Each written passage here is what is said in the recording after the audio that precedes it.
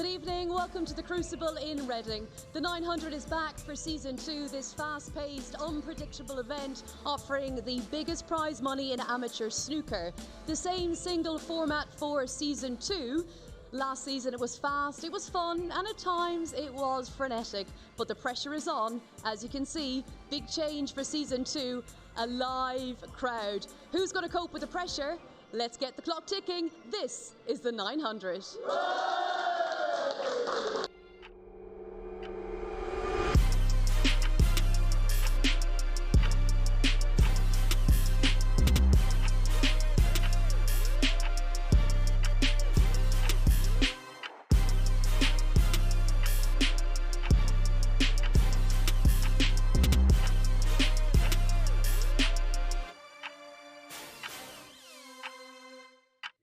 Well, it's so good to have you with us for Season 2 of the 900, and it's great to have the gang back together again. Lee Richardson, the shirt, and Neal Foulds.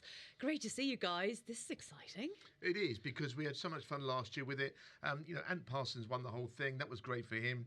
But along the way, there was incidents, all kinds of accidents, all sorts of stuff going on, wasn't there, But I think that the form of snooker it is, whatever happens in the frame, it could be a brilliant break, or it could be an average frame, but there could be an amazing finish to it. I love that. Incidents and accidents, Lee. It's definitely different because we've got a live audience, as I said there, and it's going to make it a little bit tricky for players that are feeling a little bit on it. It's a great setup downstairs. I mean, it's buzzing down there now. The club's full. There's people ready to play. It could be very, very exciting and completely different from last year in that very silent room. And look how much fun we had last year.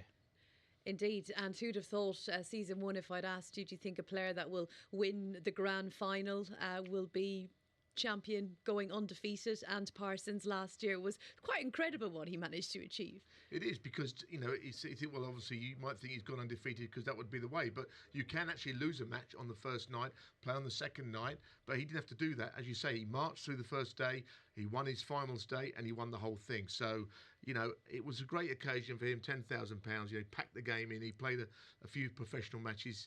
And can he do it again, I wonder? Well, I wonder. Let's take a look at the outright prices, and we'll see what the bookmakers think of his chance. He's currently at 28-1 to be champion again. The current favourite is Michael Holt at 14-1. Of course, he failed to progress through his group last time. Craig Steadman 16-1. Robin Hull at 18-1. Florian Nüßle at 18s as well. You've got Gerard Green, of course, former professionally recent, 20-1. And Billy Castle at 20-1 chance. Of course, he'll be forming part of our commentary team. Alfie Lee, he had a great run last year, 25-1. They're just some of them. I mean, there's some bonkers prices about. Yeah, I mean, Michael Holt definitely got to be the favourite, if you ask me. But also Tony Drago's got to be up there. And, Billy Castle, he's on home soil, going to have a good following here when it's time for him to play. And he's in the room, so we have to mention him, really. We've got no choice, have we? Yeah, I've got to sit next to him most of the night, so... He's got no chance now. You've dipped him. I did pick a winner last year, didn't I? Just yeah. Not the winner. Lots of winners. And I think as well, for anyone out there that haven't managed to see Season 1, it's a great tournament. It's a great aim at the end to become part of the final 8 for the grand final. It's a competition itself every week, of course, £2,000 on offer, which is quite a lot of money. I mean, the biggest prize in amateur snooker. But you've got players that we don't know an awful lot about. We've got legends of the game playing. Well, it's a bit of a leveller, but not completely, because it does bring players, coming from different directions closer together in the match, and that maybe if they played a long match against each other. But there's still a little bit more skill in it than people think, Ant Parsons was brilliant all the way through last year. He didn't fluke anything. He won it on merit.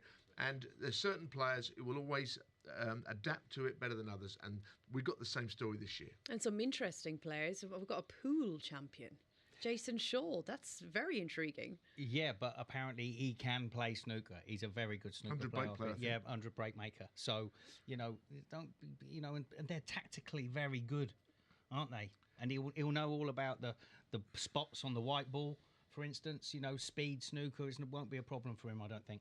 No, I think with a lot of the pool players, Mark Gray being one of them, he was a snooker player, went to pool. Most of the pool players start with snooker, don't necessarily make the grade, and come back. Jason Shaw might be a little bit different to that.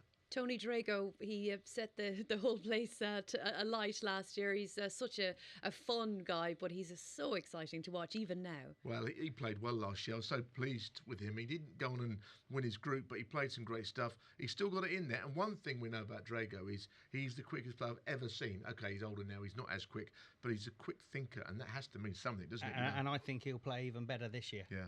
I really do. But you coming back to Ant Parsons, do you think he can win it again? Well, I would say the law of averages says no. No one's ever won the shootout twice. Because it's a difficult format. But look at Marcus Deo, who's playing tonight. He qualified last year from winning a tournament and then qualified again this year from winning a tournament. I mean, I would have never put anybody to do that because of the format. And he's trained up to the minute, Marcus Deo. He's ready. He's down there, yeah. First player I saw actually coming in here. But, you know, you talk about the shootout and this style of format, the 900. Maybe it's not a lottery after all. Maybe there is just a knack. What about the pundits' picks? Have they got the knack week 1 of season 2? Let's take a look then at the selections, the best bets this evening. I'll start with you, Neal. We're going with Robin Hull, a former shootout champion. Well, let me tell you, Robin Hull's name is going to come up a lot tonight in so-called experts, of which the shirt and I believe we are, but he can't let us down now. Yeah, I'm going with Robin Hull. You know, he's originally played in West London. He is from Finland. Obviously, he's won the Finnish title recently for about the 14th time. I don't think that means much, really, because I'm not sure there's an abundance of talent I'm there. sure it means a lot to him, though. Yeah, and Jamie Curtis-Barrett, I'm told he's not in the best of form. He's a former English amateur champion, former tour player. I just went for him as an outsider. He is an outsider.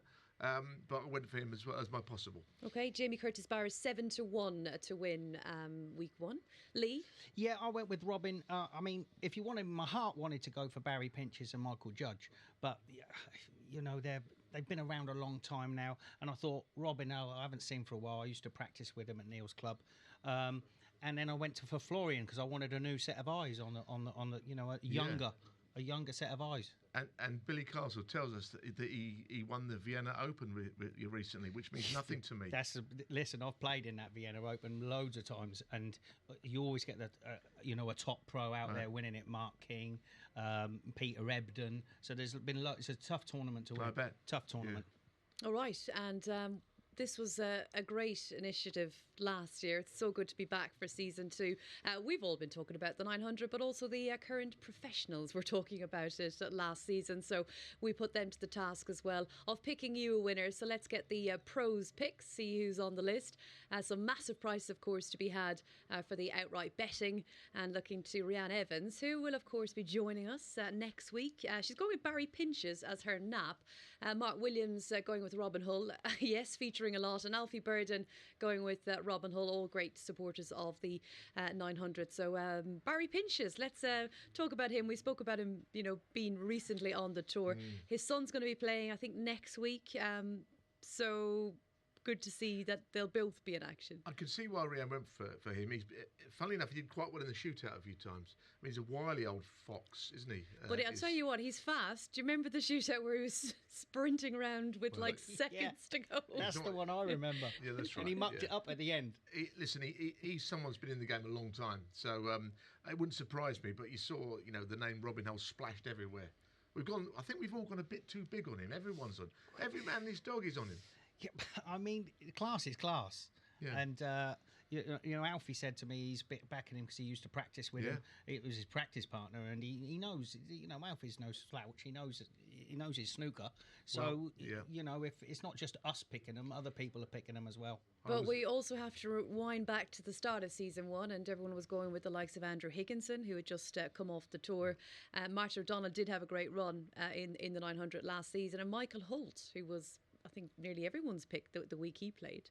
Well, look, I think that Michael has to be favoured, but the fact that it's 14-1 on the field tells you that you can't really be that sure. I mean, look at the Grand National horse race. You might get 7 or 8-1 the field. Doesn't mean the favourite will win. He's got to be favourite, but the likelihood is he won't win it because it's so difficult. But he's won the shootout and been in the final. Yeah, and he's just won this weekend. Everything in Sweden. Yeah, in Sweden he's just won this weekend. Right? So you know, and all the top amateurs are there.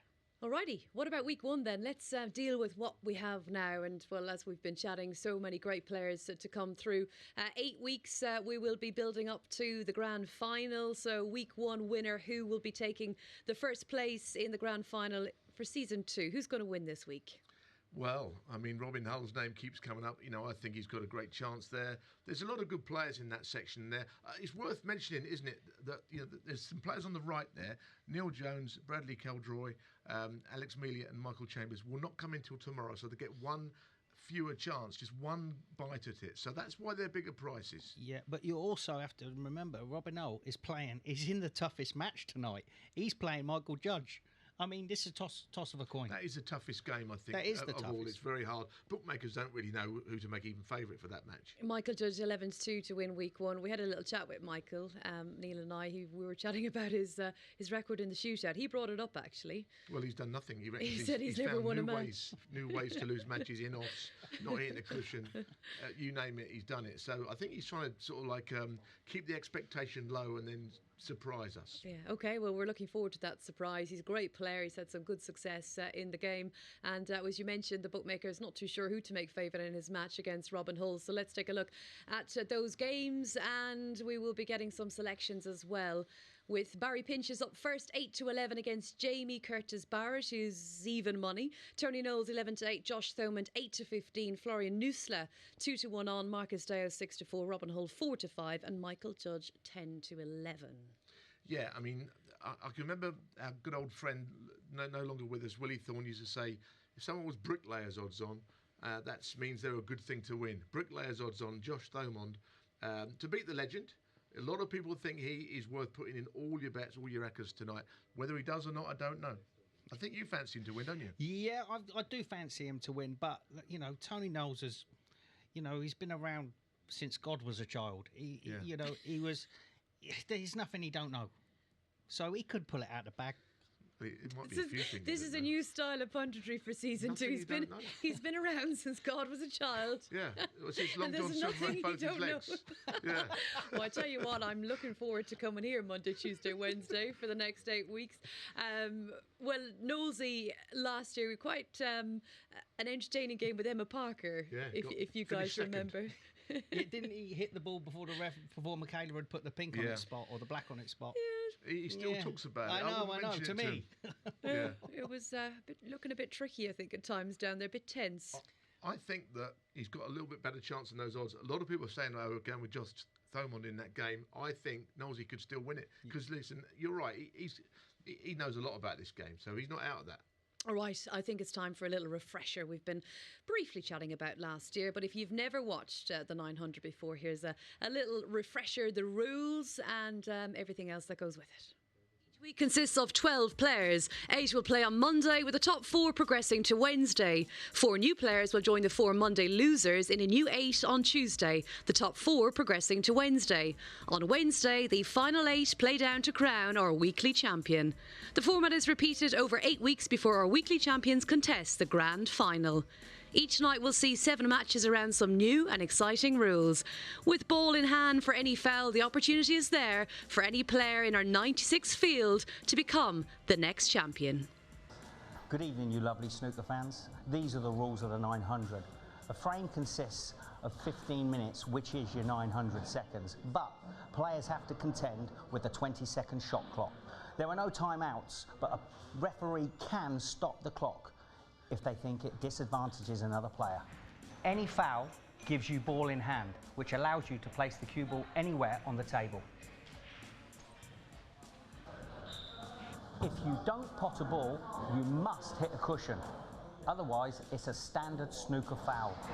If at the end of the frame the scores are tied, we enter deadlock and a blue ball shootout will decide the winner.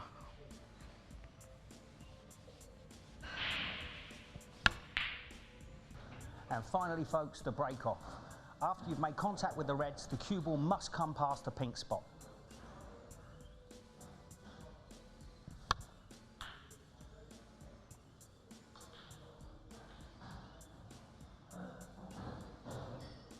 And that's it, folks.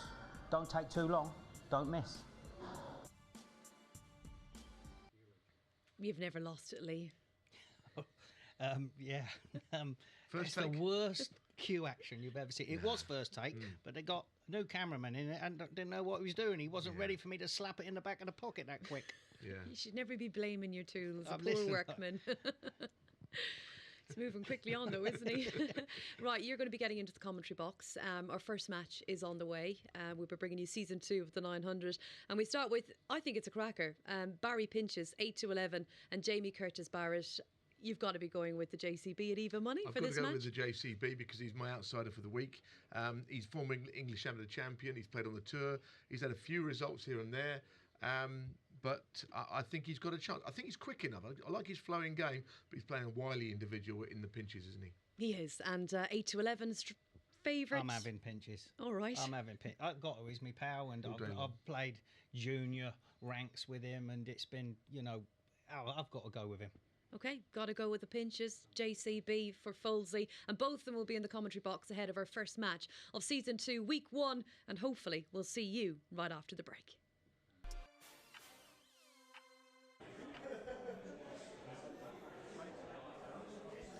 So good evening, you lovely snooker fans. Welcome to day 1, week 1 of season 2 of the 900. I'm joined with the very knowledgeable Neal Foulds. And this is looking like a great lineup tonight, Neal, for week 1. It's going to be interesting, isn't it? I mean, you've got all these different styles, standings in the game, all kinds of things. So we're going to see how tonight goes. We think we know what's going to happen, but we've been wrong before. Yeah, we were talking downstairs about the break-off. How sometimes it might not be good to do the standard break-off and just chip off them, because you don't want to be screwing the cue ball in off or even onto the side rail and not give your opponent ball in hand straight away. Yeah, there's lots of things. I mean, that was a clever shot there from Barry, wasn't it, to use the cushions to get the snooker. You've got to make sure you reach on these. There's nothing wrong with that shot from the JCB. Nice to see an audience in there as well. Full house, I think.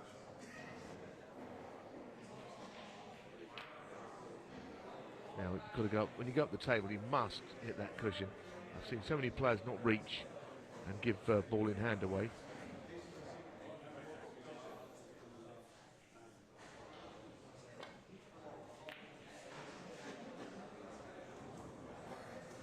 I think sometimes you get these games a bit of a slow burner. You might go a couple of minutes and not much happens. They're the ones that often end up very interesting, the way they conclude.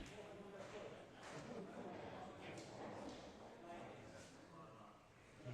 So I think he'll just be dumping the white ball back onto the black cushion here. And he hasn't played it great. Well, no, because you've always got to worry about that red, haven't you, going down the table. You never know exactly what will happen. I think it's important also if you can get a lead, get 20 or 30 in front, and just get yourself into a position of strength. There'll always be completed frames during the course of that time. You've got to pot those, haven't you? Yeah, you've got to be a good player to keep that out of the pocket.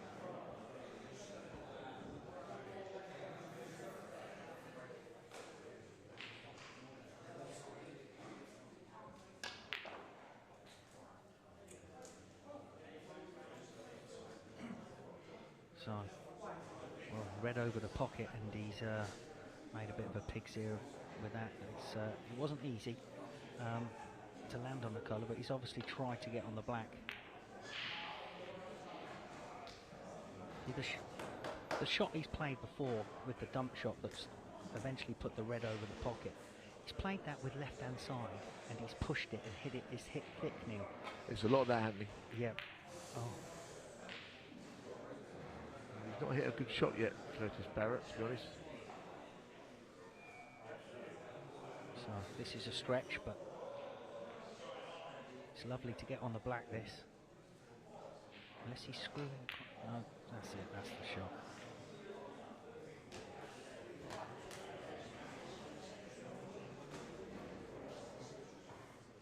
He's getting them in ones, Pinches, but he should be able to make a few more here. So is this into the pack? Looks like he's screwing into the pack here.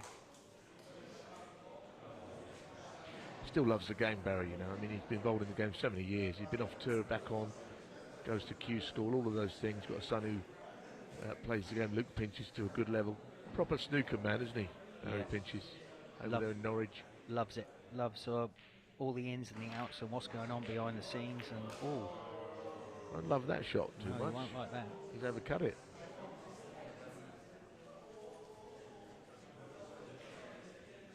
Nice to see Mark back reffing. Mark Beale. Yeah, good lad, isn't he? Yeah, does a good job. Loves the snooker. Very good with, you know, problems on the scoreboard and stuff like that. He's good to have around. Oh dear. He's having a nightmare at the moment, isn't he? Still time. Is it not really done? Not any damage has been done, but he's not potting anything. So he's still got a chance to walk around the table, Barry. He does do quite a lot of that in his matches. He's, you know, he's got a funny old style, hasn't he? Because you'll see it on this black, the way he sort of sticks out his left shoulder and does everything he can to go side on. It's a funny old. You know, he never did that as a junior. No, I was going to say, I never know. did it. Yeah. Just changed over the years. Rather odd technique. Everyone's got their own way of doing things, of course. I don't know what. I've never asked him why he does it. I think some players just get in a routine. You know, it's like a golf setup. You know, you do the same thing every time. Just give yourself your 30 seconds in front of the ball.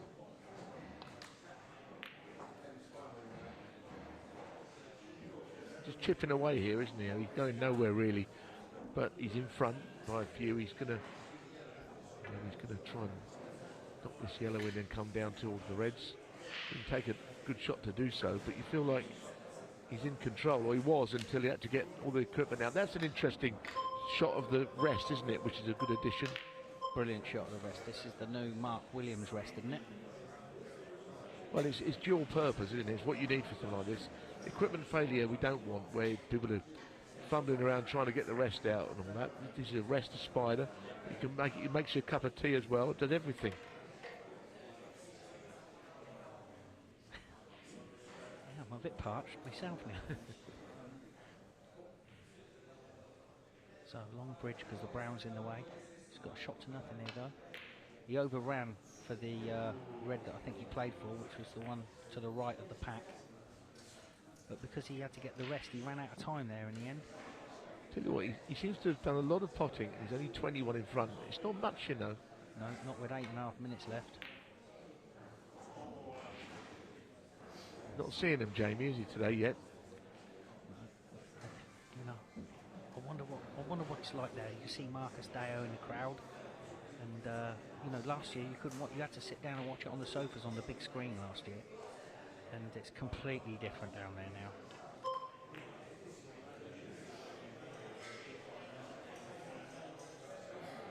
There's a bit of background noise as people playing pool. A few beers are flowing. Well, it's lively, isn't it? And that's what you want in snooker environments.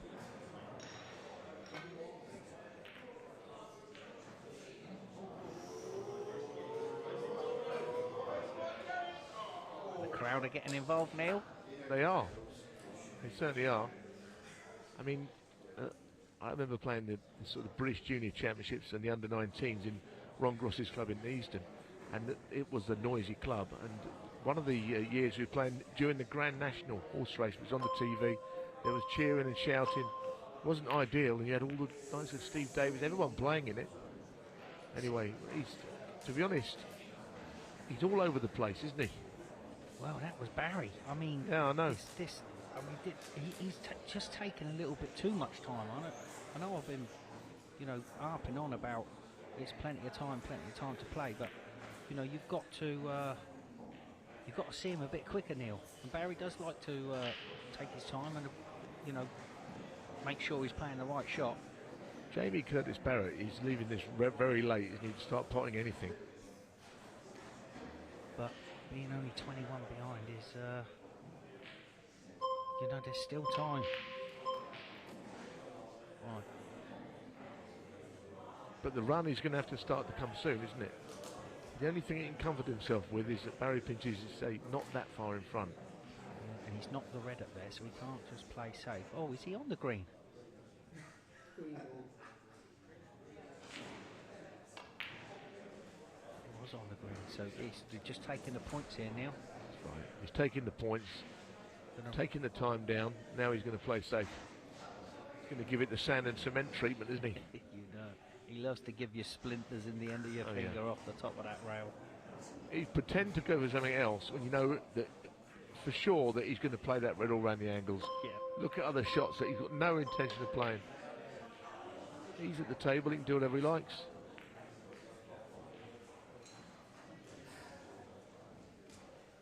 Now then, Jamie, where's it coming from? Where's the pot coming from to get you in? This is just a safety shot from the red next to the black. Or maybe, yeah, just try and free that black up. Now, if he can get in, that black is free. They're all there. Yeah, if in some ways hitting the blue might be in his interest, because Barry Pinches didn't really want to have to go for a red here, but he has probably got no choice. But he doesn't have to go for one. This is what I'm saying. Just because you've got one on, you don't have to go for it. What do you play? I suppose you could play the containing shot, but no, he's playing the safety shot. He's got to make sure he doesn't hit the green or the blue on the way back up. Definitely doesn't want to go in off. It's not the worst kiss, is it? No. So, he's hit it thick again. So you play that shot with a little bit of left, Neal, and he's hit it thick. Pushes the other way, yeah. I just don't think this can end as one-sided as it looks. I'm sure there's a You think there's a twist? You think there there's is. a twist? There is. I reckon there is a twist, and Jamie might still get back into it, but he's going to have to brush up on what he's playing like. He looks a little bit like a man who's been away playing snooker in Sweden over the weekend, which I think is where he's been. I don't know how many players have been in Sweden this A lot of them, weekend. I think.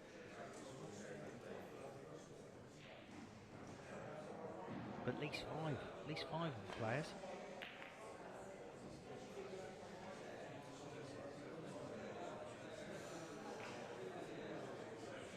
Not a bad safety shot, at least. You know, you think about it, it's probably taken a minute to get past 25 points out of the 4 minutes left. Barry, look at him clock watching. Keeps looking up, doesn't he? Yeah. Run it down by all means. But make sure you got a... Oh my word. Oh, he's flew. Oh. But look, he's got away with it. Crowd getting involved. Yeah, I mean, he played quite a good cue ball, didn't he? It's a free shot here, though. Oh, that was a bit unlucky, wasn't it?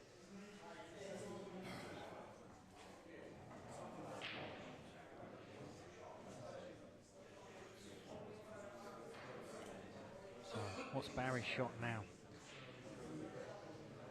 Thin off the red to the left of the table.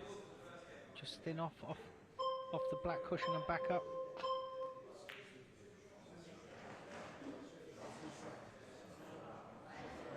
He doesn't get these ABC shots wrong. Nailed to that top cushion. That's a good shot. It's a proper shot, that, isn't it?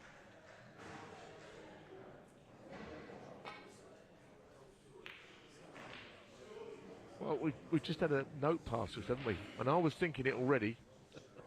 And the word is bagel. And it's not what they're going to give us for food, but it could be that the JCB will be bageled here.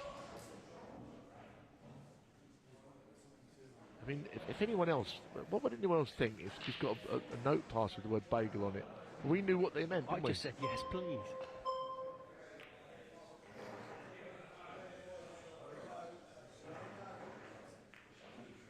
Oh, he's banging trouble now.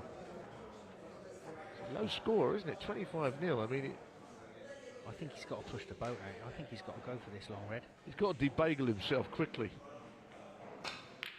And that's how you do it.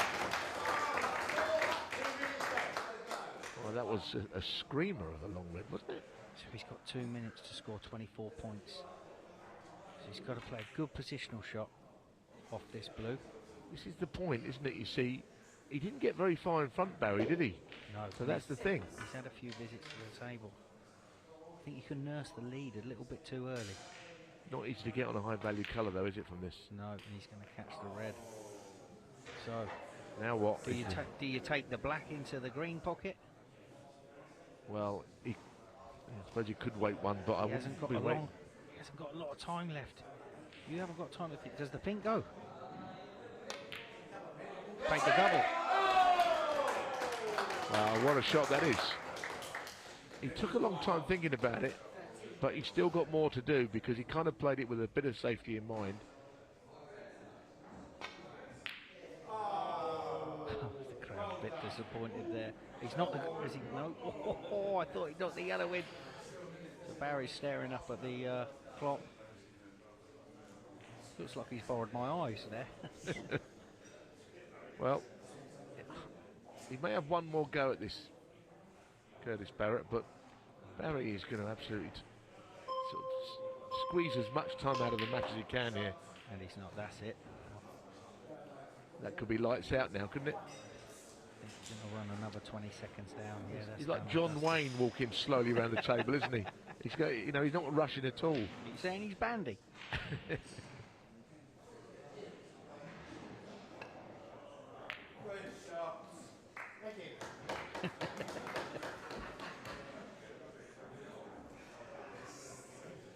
He's kind of bossed it. To be honest, Jamie Curtis-Barrett is a better player than this.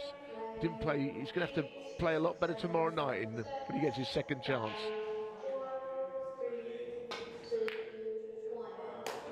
Well, that's that. That's the first winner of season 2 of the 900, and it is Barry Pinches, the old veteran, the gnarled old veteran. He's won the first match of the evening of the whole event.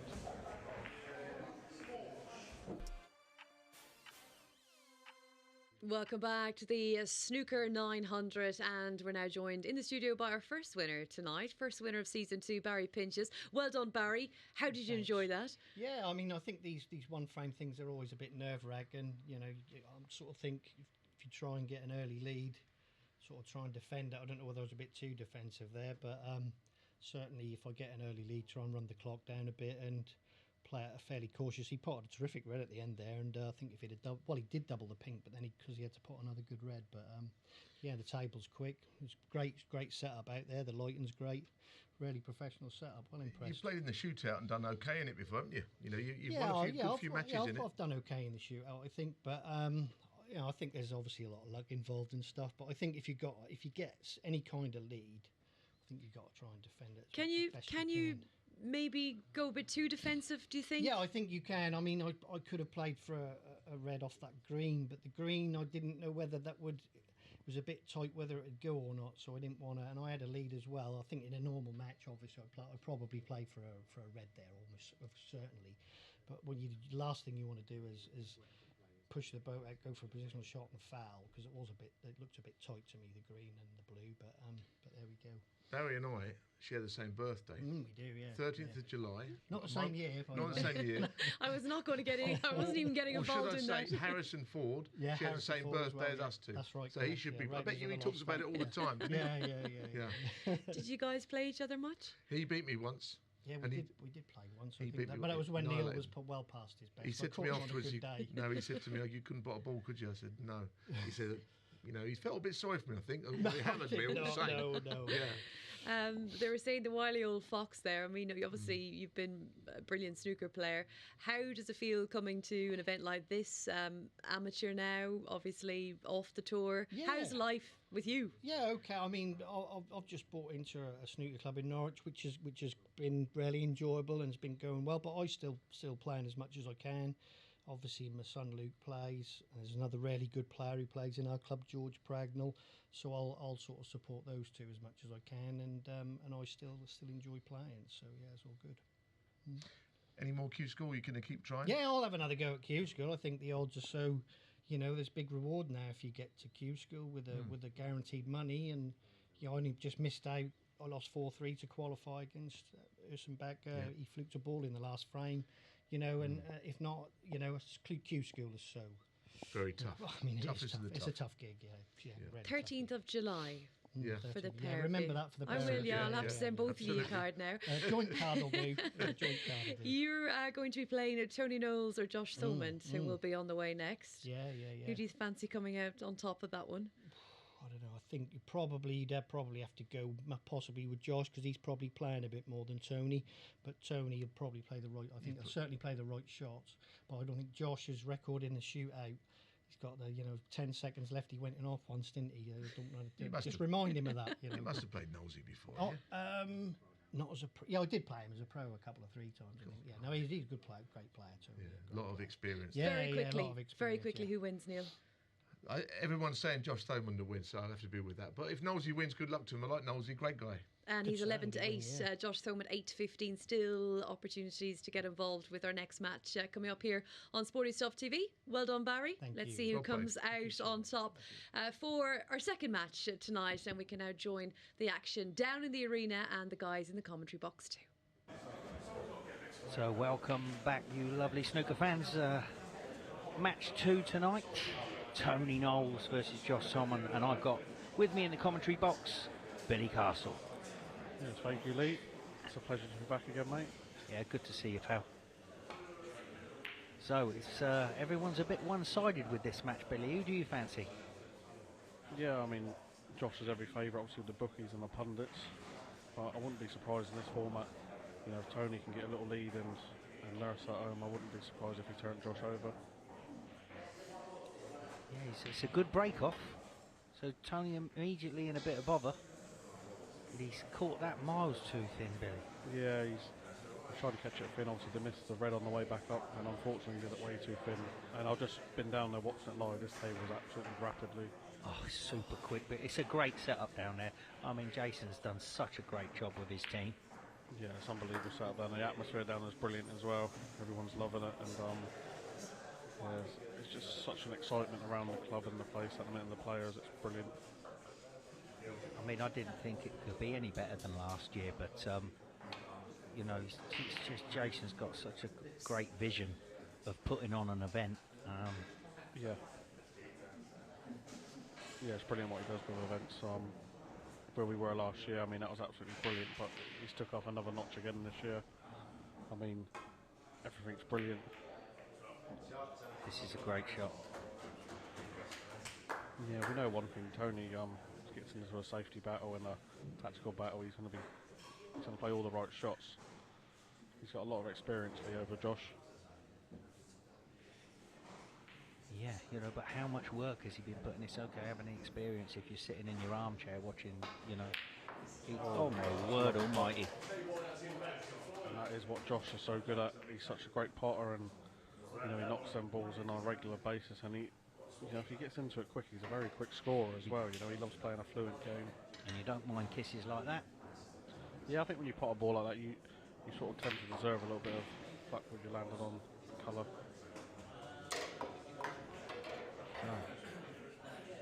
These little shots early that are the sort of testers, isn't it? Yeah, because even if he gets on the black and pots the black, he's going up onto the yellow spot unless he can play a cannon. Yeah, he's not got into that enough. He's aimed a bit too. That's how easy it is to lose position, because they're so responsive. He's on a little bit low on the cue ball. Obviously, that's why he's not. He needed to aim just above centre there, really, just to push it down on off the cushion. But he's had a couple of nice pots in there to settle him down. Yeah, that's got to be a confidence builder. And that's a good safety. That's a nice safety shot. You look at the table, it just keeps running. Tony's got to be careful he doesn't hit the jaws of the pocket early, or a double kiss. Or cannon the red on the black cushion. Yeah, he could get doesn't want to hit it thick. Oh, it's a lovely shot. But he's pushed one to the right corner pocket here. I think he's got the cover. Josh will just come around and see if there's a free ball plant on there. Yeah, needs to move the red no matter what. Or cushion first and lay on the red over the pocket. Yeah, it's a good shot. Yeah, it's a good shot just to move the red. He's played a nice line back to bulk there. Obviously blocked off the left side of the table now. So here we go, Tony. What you got? He's got to be careful. He's got a lot of traffic if he decides to come back up the table as well. I mean, if that red goes above the pink, maybe that's a shot to nothing.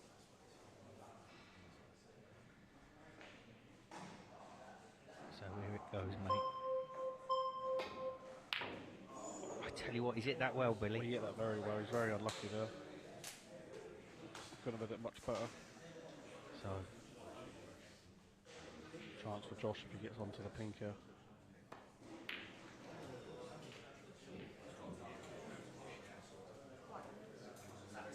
he's just getting into the cue ball a little bit too much, isn't he? There's 2 shots, he's just done a little bit too much gear on the white. A lot of bite on it. Yeah. To tell you the truth, Billy, I think it's going to get quicker as the night goes on. Oh, here's your chance, Tony. And there it is, that's the miss. Tony, this is a chance you want. This is a great chance. Just to work up around the blue here and the pink. Don't worry about that pink. Get up for the blue. He's got into that too good as well there, Lee, so it's the pink ball He now. might take the pink here.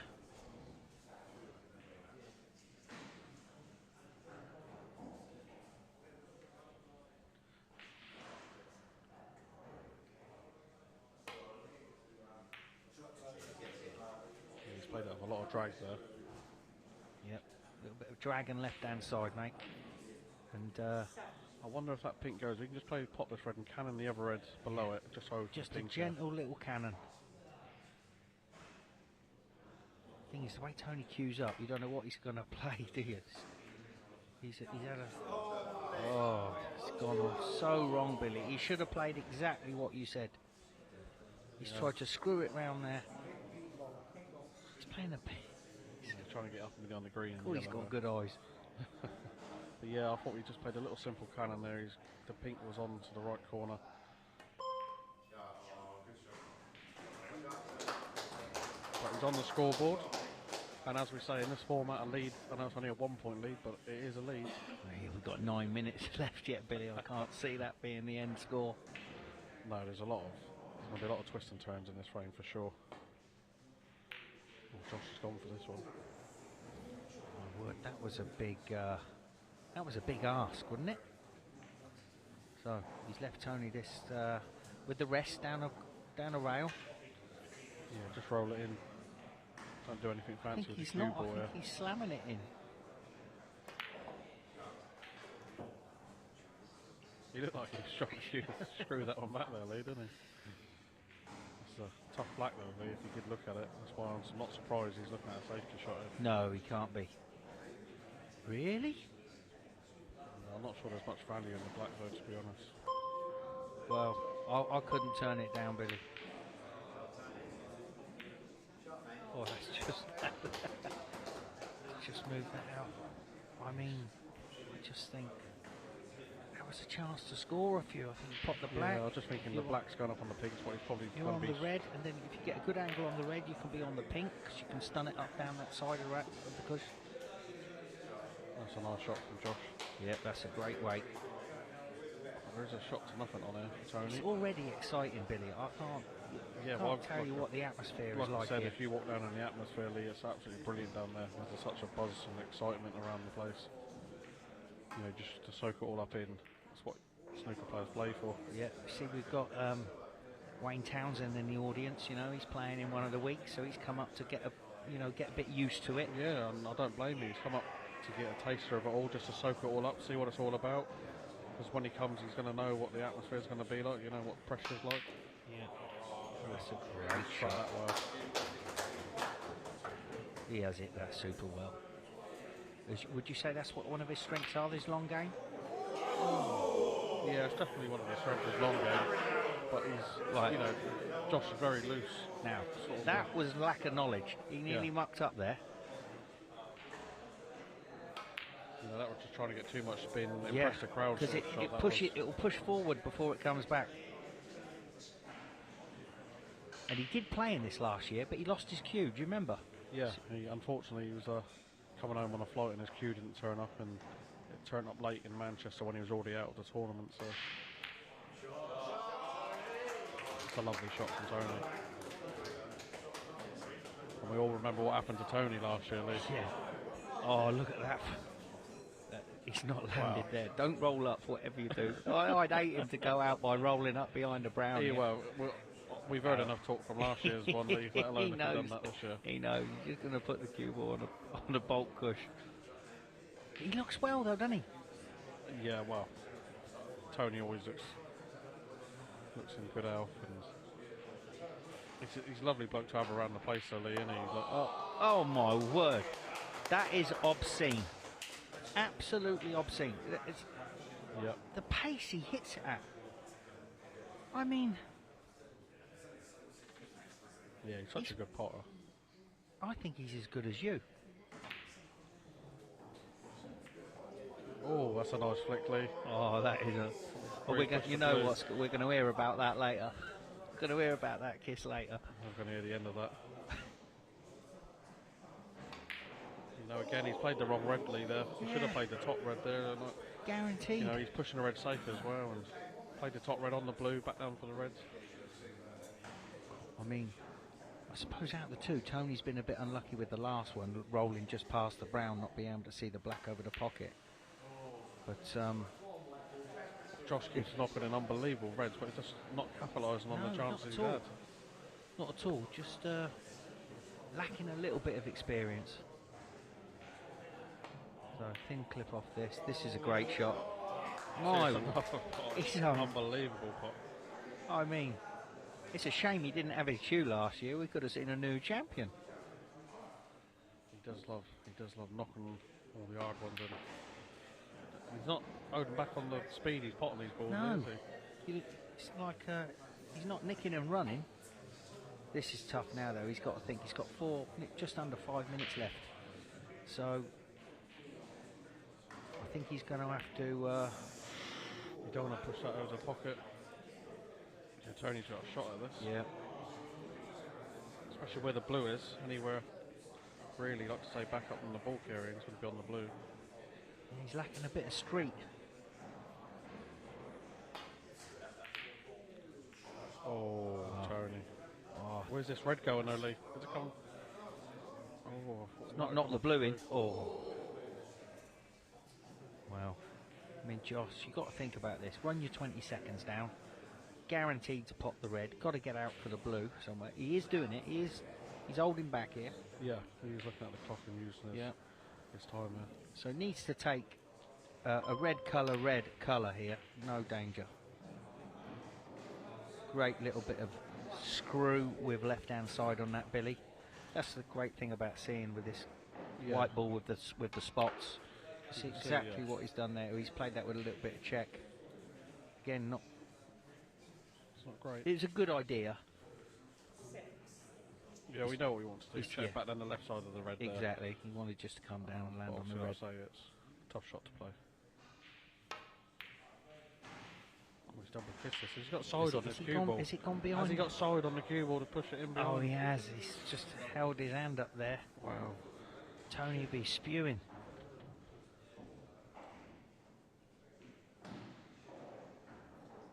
Tony could bring the other red into play here as well, which he didn't. That shot there could have a bit thinner, brought the other red into play. Right. Now, what's the shot here, Billy? Because it's not as straight as that looks, is it? No, well, Josh would go for the pot on this red to the middle. He's not owed back at all, is he? So, but he could play it in the way doesn't want to hit this thin. Yeah, he's playing the way where he's played the white back across this side of the table. So, but he doesn't want to take this black on and miss it. No, you don't want to be playing a colour here and playing for the red. The yellow's the right ball, is it? White up in the green pocket? Yeah, he's probably thinking about trying to get a bigger colour safe. But I think you're right. He's got to just hide that red over the middle pocket. He's got the yellow quite safe. Yeah. So he's 20 behind with 2 reds left, but only 2 minutes left.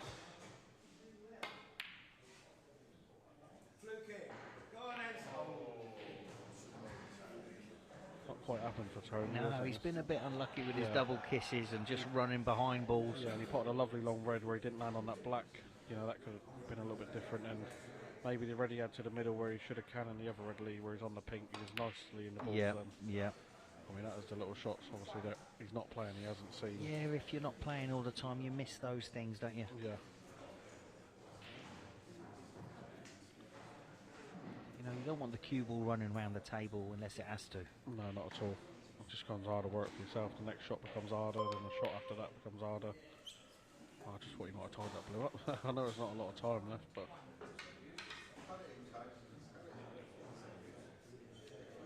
it's going to be difficult to.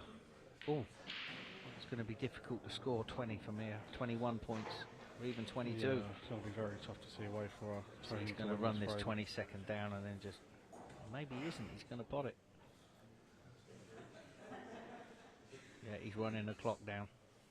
I'm sure that won't please Tony. Yeah,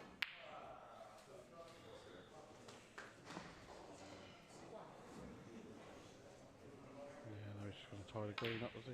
No. No. I mean, he does take some shots on, doesn't he? He doesn't yeah, care. I think he's gambled a bit there, but there's no way Tony can clear these up in 34 I'll be seconds. amazed. Oh. And that's it, folks. So our second match, I know they're still carrying on, but that is absolutely no chance. Just going to run this down. So they're through. Josh going to be. Oh, what's he doing? He's going to go through into the second round tonight, Billy. Yeah, and, congratulations to Josh. And he's more importantly, he's going to be back Wednesday night. Yeah, that's where it matters. So there you go, folks. We'll be back for match 3 straight after this. Well, after our second match of Season 2, Week 1, 15 minutes, 900 seconds is Josh Thomond, who's beaten Tony Knowles. Knowles will be back tomorrow night. Don't worry about that. But Josh, you're here. Some screaming shots there. Beautiful, long putting. Yeah, it was good.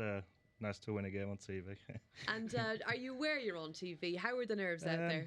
I think it's better because we got a crowd much better. Like when it was in the room last time, you kind of knew everybody was watching at home rather than around you. Whereas because people were there, I was chatting to them, and yeah. It's kind of nice to have your own cue though. Yeah, that's got to make a massive difference. It was a nervous morning this morning, but I saw you tweeting.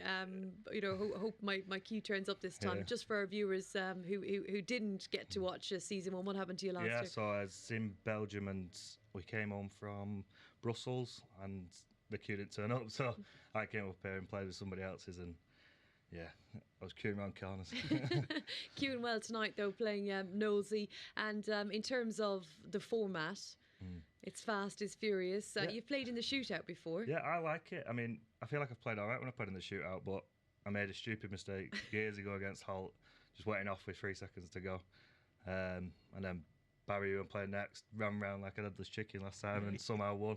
Potted balls he's never potted in his life. Listen, you potted balls, you potted balls no one's ever potted. Just in that last frame there, he must have had, 4 screaming long ones? I felt like I potted some long ones, good. Yeah, unbelievable. I twitched 2. I played, there was a pink, Tony knocked his bottle over accidentally, but on mid-gravy. Yeah, I bet he did. But yeah, no. But he missed a trick as well when he could have rolled the red, I think the red into the middle or the black, and just cannoned the ball at the beginning. Instead, he tried to screw around and it all went wrong. It had side on it. I think it's a bit of a weird one because you want to play a conventional game of snooker, but in reality, it's not conventional. You've got to play a different game. So, yeah, you have to. I'm not saying I've got knowledge or anything, but you've got to play it different than normal snooker for sure. Okay, there's a knack. Well, we'll be finding out who will be the headless chicken against this time against Barry Pinches, and that'll be later tonight. Well done, Josh. Great to have you here at the 900. And our next match, we are ready. They're waiting. It's Florian Nüßle, who is 1-2.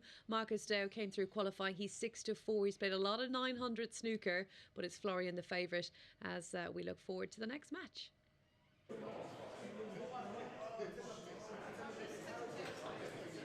Welcome back, snooker fans. Well, we've got our third quarter-final tonight between Florian Nüßle and Marcus Dow. And I'm pleased to be joined by Neal Foulds. Neal, this is a tough one to call. Big partisan crowd in here. Marcus, who qualified, of course.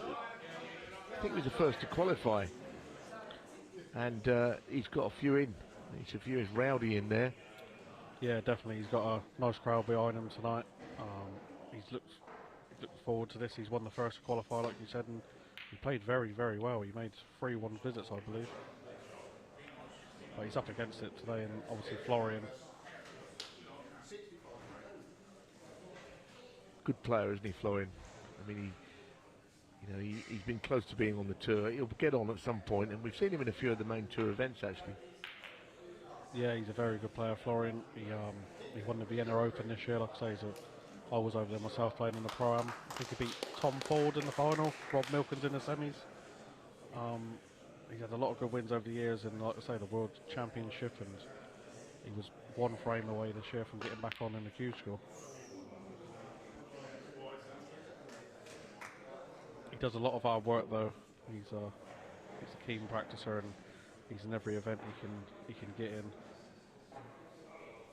Well, it's all you can do, isn't it? I mean, a lot of these guys have come over, like yourself, from playing in Scandinavia at the weekend in Sweden, and then coming here tonight. It's nice to be busy again as an amateur player. There was a time not a lot was happening. No, exactly. It's very nice that we got tournaments all over again, and putting yourself back out there, and then it's the only way you're going to get back on tour. Or as Florian wants to get on there for a first time, it's you got to do all this tournaments now, and a lot of flying around and a lot of hotels. Well, it's all good experience, all of that counts for a lot.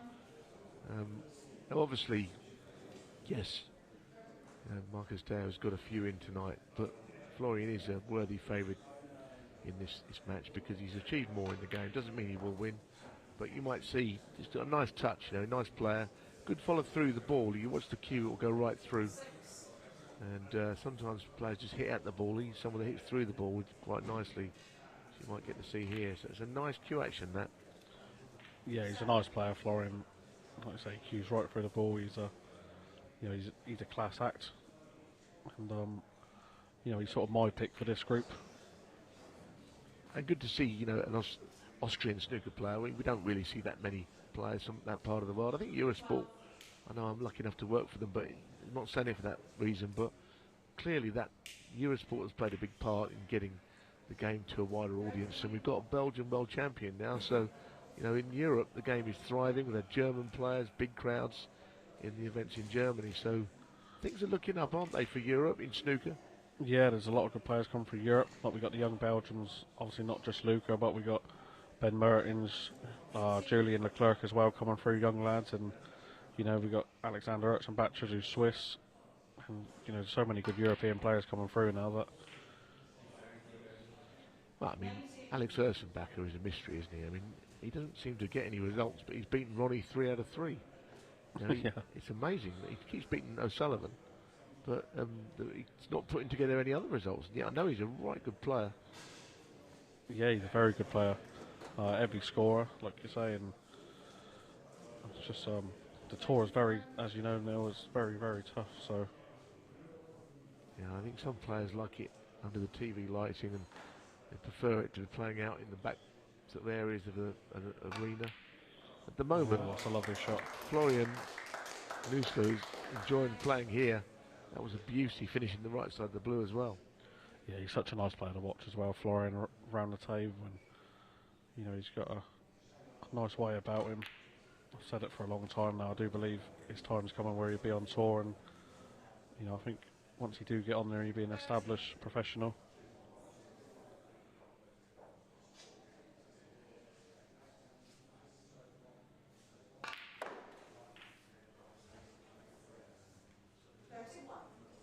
Even that shot, off the bunch, still finished top side. He's not.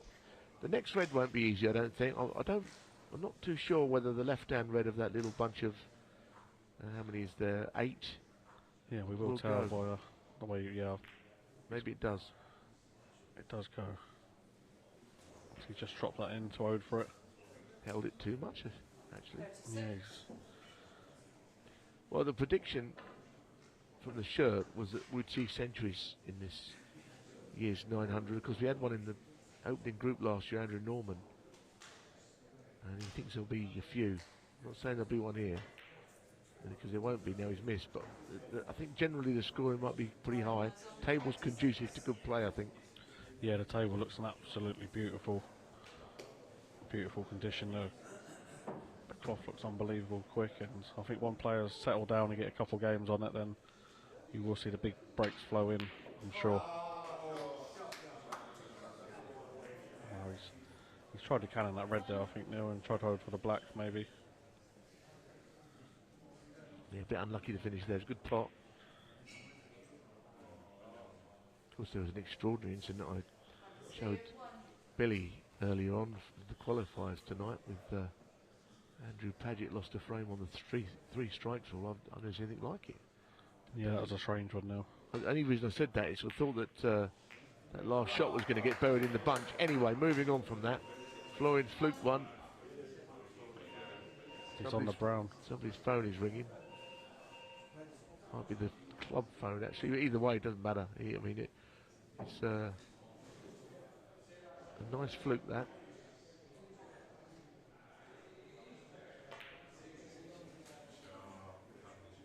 He's controlled the game so far. Actually, you know, he's good lead. Long time left. Yeah, he's had it his own way at the minute. He's played at his pace. He's dictated the game so far. But there's a long time left now, like you say. If Marcus can get them reds open and get the black back on the spot, you know, there's a scoring opportunity there still. Well, Marcus took a load of reds and blacks, didn't he, in the qualifying, I was told. I think I saw it. It certainly was on a big break for a long time, so we know he can play the game. Yeah, he also, in the World Doubles here last year, he missed a yellow on 120. He was on for a 147 in that tournament. And he's improving, you know, year on year, Marcus. He's slowly becoming, you know, a very good player. And that was in a doubles event, you're saying? That was in the doubles event, yeah. Because we never had like a 147 in a doubles event, I don't think. Not an official one. No, that was the old club stopped, and he fell a little bit unlucky on the last black, but... So it's a good player, but he's going to have to show us what he can do here. Yeah. He just wants one chance. I mean, the balls aren't too bad. The black's a little awkward, but he's moving everything into play. Nice shot now. Sensible shot, isn't it? Well, unlucky to put the pink safe. Yeah, very unlucky, but, you know, he's put Florian in a little bit of trouble here. And his safety shot down the right, and pink and black are in play, but he wants to do something else. He might just play the dump shot. That didn't look like it had much. That was sure to hit something, wasn't it? Now, yeah. Big shot to get on his colour. Yeah, it's a tough one because obviously the red, I'm not sure he can force an angle to get back, just stun it off the cushion to get over for the black.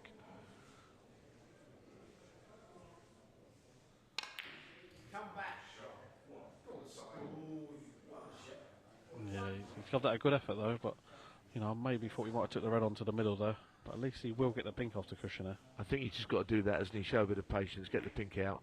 Oh, the white don't want to go in. Oh. That would have been lights out if that had gone in, I think. Yeah, could work in his favour now though, no? Yeah, you could see him getting 4 red colours if the chance came. Again, there's a chance that black's in play here with his safety shot. No, he's done well to avoid it, and even better, that's a great shot. Yeah, that was absolutely beautiful shot again from Florian. Can't roll up, as we know, just a reminder. Something that's got to hit a cushion or ball potted. Put the yellow safe or something of that kind. Oh, he didn't mean to do that. It's one of those. I wonder if the 2 points will help him or not. Yeah, I don't think that's going to help him. So you have to bring this red off the cushion now. Yeah, and he don't want to play that red, does he? But he has to play it. You know, anything he could double kiss this red, or even white go close to the bottom jaws of the left pocket here. So you have to play this shot nice. It's the only safe ball that he's got to bring into play, like you point out. This could be in beyond the yellow now. Not a bad shot, is it? I don't think there's anything there. Of course, he'd have to clear up virtually to get this. He's 59 on with 49 in it.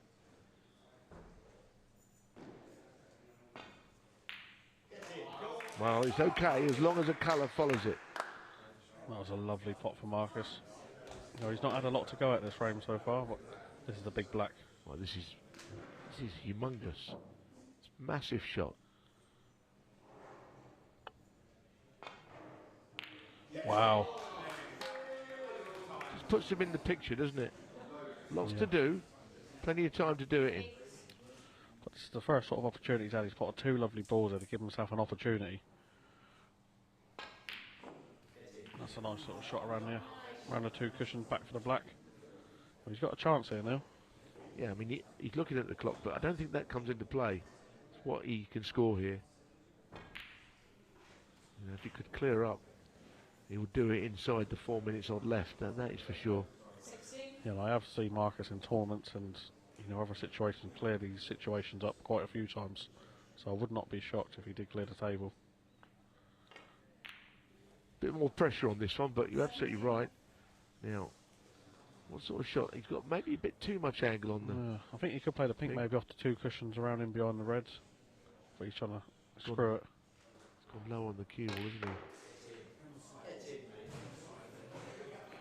Well, that's not the worst. Gives him a poke now. And again, he's got plenty of time here. He doesn't have to go for it. But if he does and gets it, well, the rewards are huge. You know, this red goes in, I think the crowd will go wild out there because they're definitely on his side. Oh! I wonder if he's got a chance here to just play a safety shot. 25 in it. Can he get the snooker? Does he have to go for this? I don't think he does. But no. Great if it goes in, of course. Difficult with the queuing by the pink. Wow. Oh, why play safe when you can pot those? What a shot! This is unbelievable. What a clearance this will be.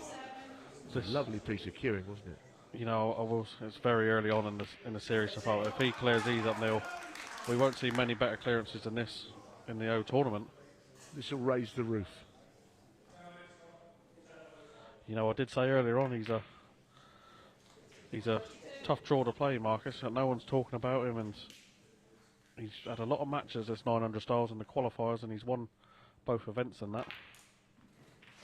Yeah, and he's not being rushed. You know, sometimes players are clearing up with the concern about how long left. There's plenty of time left. Just pot the balls. Make no mistake about it. He's got butterflies now. What a clearance this will be. Unbelievable. Fantastic. Absolutely fantastic this has been. But what a frame of snooker on the own now. Like, Florian's done nothing wrong in this frame. He's done everything right. Well, also, he qualified, came in as a qualifier, took his chances, and he's living the dream. What a clearance. What a clearance. This is from Deo. Wow. Brilliant. Absolutely brilliant. Florian's been left hanging there. And he'll be back tomorrow, Florian, disappointed. But Marcus Deo, take a bow. The qualifier comes good, and just look at that. He is lapping it up, and why shouldn't he? Brilliant.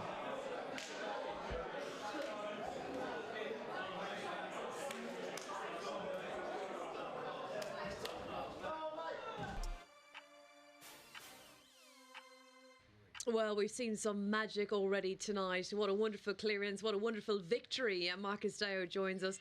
Marcus, how about that? Awesome. Tell me how you're feeling. I mean, well, to be honest, I felt really nervous out there. But, you know, anything can happen in this format, to be honest with you. And, you know, I had that one chance. If I don't take it, then game over, you know. You really wanted to make it count tonight. You've come through the qualifiers once again. And I know last year you didn't feel like you did yourself justice because you were very nervous. Yeah, very nervous indeed, to be honest, because it's the first time playing on TV. So, you know, I just couldn't handle that pressure at all. But now I got this experience under my belt. I felt, you know, really calm. And I think that you was clever. What you did, I thought the way you put the red and you thought, I'm not going to take anything silly. You got the pink into play. You knew you had time. That was the shot that set it all up. Not obviously you potted a great red, but to just bring the pink into play on the safety shot, that was what made all that happen, wasn't it? yeah, I mean, because I had to get the balls open in open play because, you know, if the clearance wasn't on, then I would have been like lost time. So I had to do critical thinking on the pink as well twice. And I almost went in and off, but, you know, still just felt really calm out there. And the other shot, I was thinking, would you even go for that green? He was queuing right next to the pink. I thought maybe he'd play a safety shot with time. What am I talking about? The shot you played, green, round the angles to yellow, was a brilliant shot. Yeah, I mean, because I've been practicing those shots, really, with running side, left-hand side or right-hand side on the star table. So got used to the pace on the conditions, but, you know, but especially with this fast cloth, you know, you have to hit it really slick and just don't overhit, you know. Critical thinking. He said it. That's the words. Marcus said it. It was such a buzz for us to watch, and I'm sure a massive high now. You've obviously had a lot of support in there tonight. Florian Nüßle will be back tomorrow. He's come from Austria to play here. But how much help did you feel the crowd with you this evening? I mean, I have loads of fan base around me, to be honest with you, especially with Lenny Baker, because he calls me Deo Lost, like shouting everywhere, really. So, but you know, just kept my focus and, you know, just get the job done. We could be hearing it again. Deo, Deo. We've been hearing it tonight, and magical moment. Congratulations, fantastic win for Deo, and we're ready for our next match. It's been billed as one of the biggest matches of the night, and we're looking forward to this one. Robin Hull up against Michael Judge. That's next, and the players, they're waiting and ready. Well, what excitement here, folks. If you haven't seen that last game, I still can't get over the dish now. I mean, top players in the world would have struggled to hold themselves together. But anyway, that was that. This could be even better. Michael Judge against Robin Hull from Finland. I mean, I just still can't get over it. What a great first night snooker. So, it's been a few years since I've practiced with Robin Hull, and it looks like him.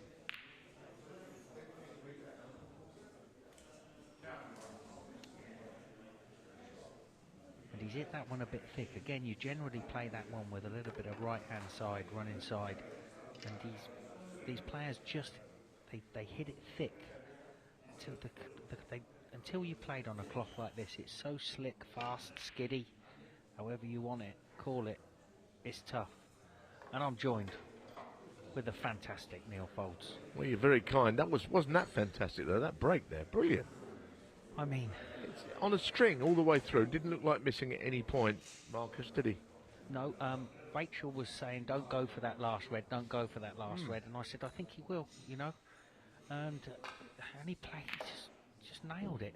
Absolutely fantastic. And we've got plenty more of that to come over the next few weeks. Real nail biters. I mean, he didn't actually have a problem with the time, you know, had plenty of it. Anyway, we move on. This was the toughest game of the round tonight to know who'd win. Yeah, this was a tough pick for sure. He's landed perfect there.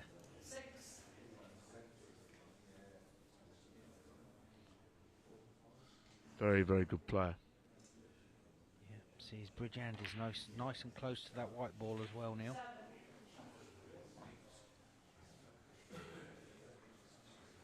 And it's cocoa time. I think the mugs are still available, folks.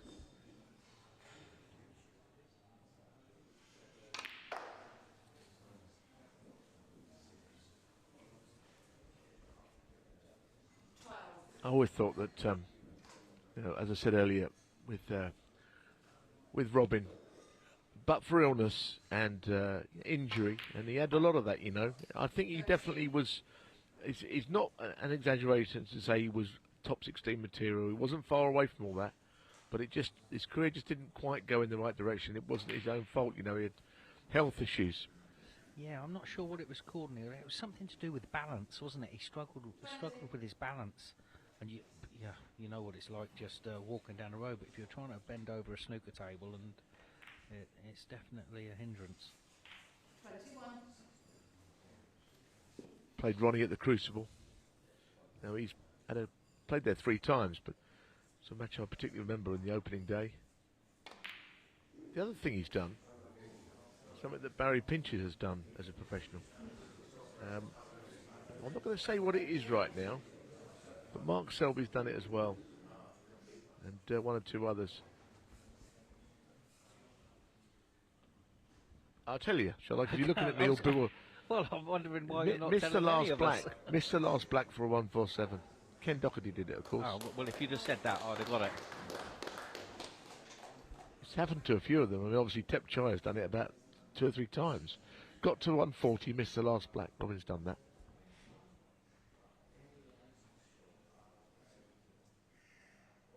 So what What's Mick doing here? Is he trying to pop this in the middle? Is he?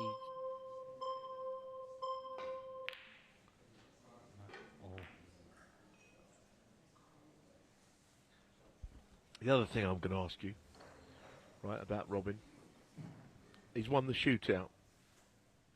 Where was it played that year? The shootout.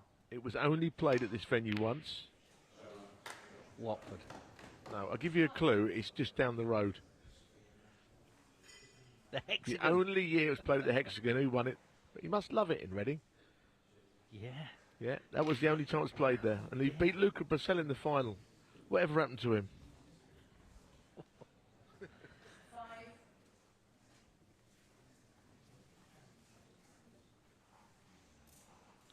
But he's got proper control of this this match.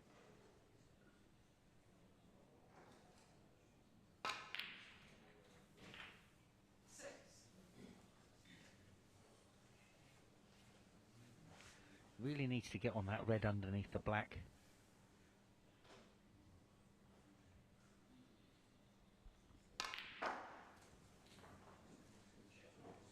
Played a good shot to try and get on it, hasn't he? What a shot that is. That's the red you meant, wasn't it? Do you think he's meant to come that side, though? Or down the other side of the table? I mean, if he's played it that side, that's an incredible shot. Well, I reckon he must have done. Oh, you think he might have tried to come down the other side? Yeah. Well, put it this way. If I'd have played that shot and meant it to come down the other side, I would not have flinched. I'd have let them think it. Would you? 100%. Yeah. Because people don't need to know, do they, what you've really played? No, but your opponent does. Yeah. It just winds them up.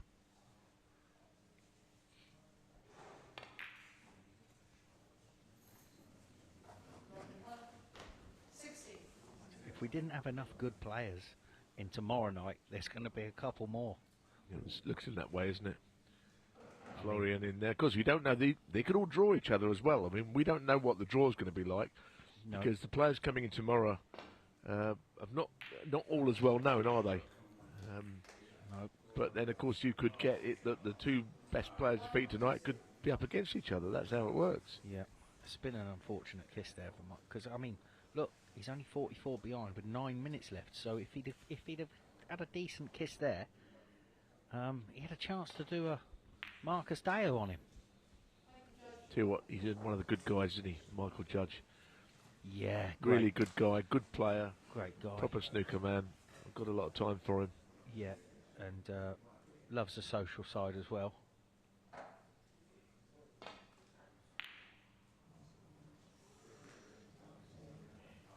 Oh, have a word. I did actually remind him of something earlier on, which I shouldn't have mentioned actually, because he played on his last season on the tour. It was 2 seasons ago. The qualifiers for one of the tournaments were on the day after the British Open finished, and I was working on that, and we were in the bar till quite late. Anyway, he went to bed early. I won't keep this going too long, but he went to bed early, planned at 9:30 the next morning. His opponent was up until 5:30 in the morning. Didn't go to bed at all, paralytic, and he still beat Michael. So he was paralytic. Yeah. Wasn't me. No, and I can't be done for libel or slander because I'm not going to mention his name, but I'll tell you something now. All of those things are true, but he still beat Michael. Michael was tucked up early with the hot milk and got beat. So there you are. Saw Tony Knowles there with a hot milk in his hand. It wouldn't be fair to judge him on that. I mean, he came back very close to getting to the Crucible after a long layoff. Yeah, even a couple of years ago, Mick, didn't he beat Chaya and New, and like he won a couple of matches? Yeah, he got very close, didn't he? That was the year, wasn't it? Did he lose to Cahill in the end? I've not got the almanac with me. But I do remember it very close. Yeah, I mean, it may have been, was that the year that Cahill beat Hendry, perhaps? Not Hendry. Ronnie. It's the trouble with the almanac. When you haven't got it, you're just completely lost. Lost. Anyway, this is good. This is a great chance. And plenty of time left. I mean, I think the fact that we've got 15 minutes and obviously 900 seconds, that's why it's called that. But, you know, the 10 minutes of the shootout, you know, you are struggling at this point. There's time. He's just got the wrong angle, Neal. So he's got to cannon the pink.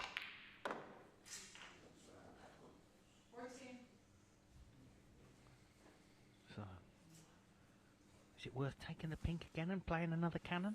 Same shot he's just had. Shot of this shot is, you know, you take the pink and it's mid-range. The blue is unmissable. Yeah, but you're not on the colour. Then your next shot is more difficult. So I know what you're saying. You play a big shot. Well, he's playing it. And he's going to nudge the 2 reds. Yeah, I think he needs a little bit of luck here just to land. It's a nice shot. I mean, it could have worked out better. Come on, you know you need the... Oh, can he... Oh. What are you going to say? He needs to rest. Yeah, but he doesn't go, does it? No. He hasn't got to panic, though. No.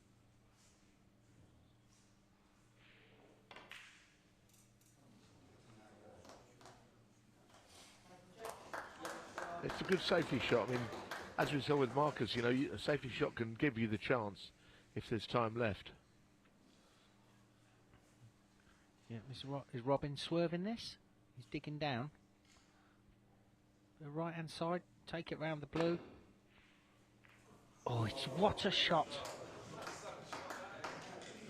I mean, it's unbelievable to hit it thin with that the opposite side on the ball. Mick's laughing anyway, so we all know. Robin's laughing. We all know there's been a bit of ball run going on. But you need a bit in this. Oh, we do.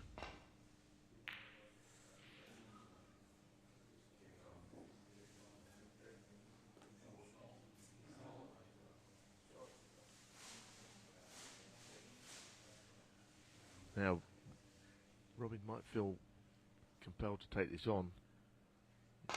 23 in front, and that's the problem. Sometimes you don't really want to be left them. Yeah.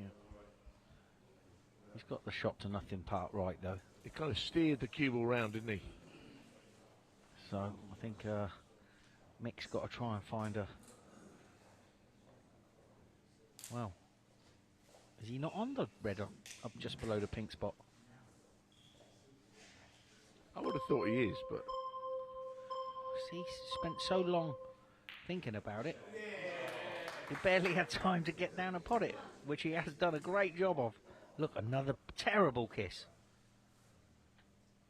Yeah, you want to hit something full on, don't you, there? Oh.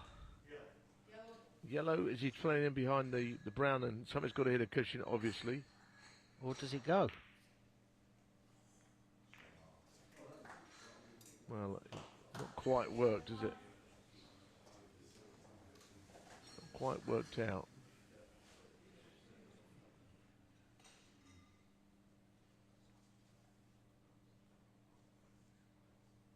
He didn't know, does he? Can't quite get to the bottom of how much he could see there.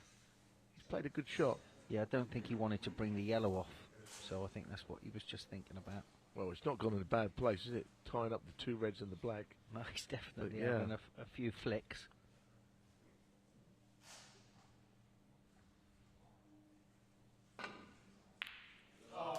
Oh, that's an absolutely fantastic shot. He took a long time standing over it. It was worth the wait. Surely he goes into the 2 reds now, doesn't he, off the green? He's got to play the shot, hasn't he? Yeah, I would have said so, unless the red underneath the black goes past the... Oh, no, that don't go. No, we can see on the overhead, nothing goes. So, this is a good shot. It's miserable form. So... But he's pushed the black on, so still a good safety shot. No, he's going to chip this in. This is, you know, this is... okay. This is last... Oh, yes, absolutely. Good shout. I'm not sure how it went in, but... he's on the blue as well. He doesn't even actually do blue, black, yellow. So he can play the blue, the red on the black spot, then the black, then the yellow. Come on, Mick. Not that I'm biased at all. Especially as I've picked Robin to win the match, but... I did say I wanted Barry pinches and Mick Judge to do well this week. He's going to need red, black, yellow, green.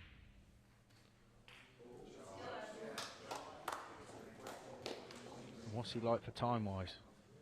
1.5 minutes left. Fine, isn't he? That's just a nice amount of time, because the time his run of pots ends, there won't be enough time. He's hit that so thick, Neal. Go on, run around, get the rest out. He's hit it so bad. Gone off both jaws. The red went off the other jaw, didn't it? I mean, he's thrown the rest down.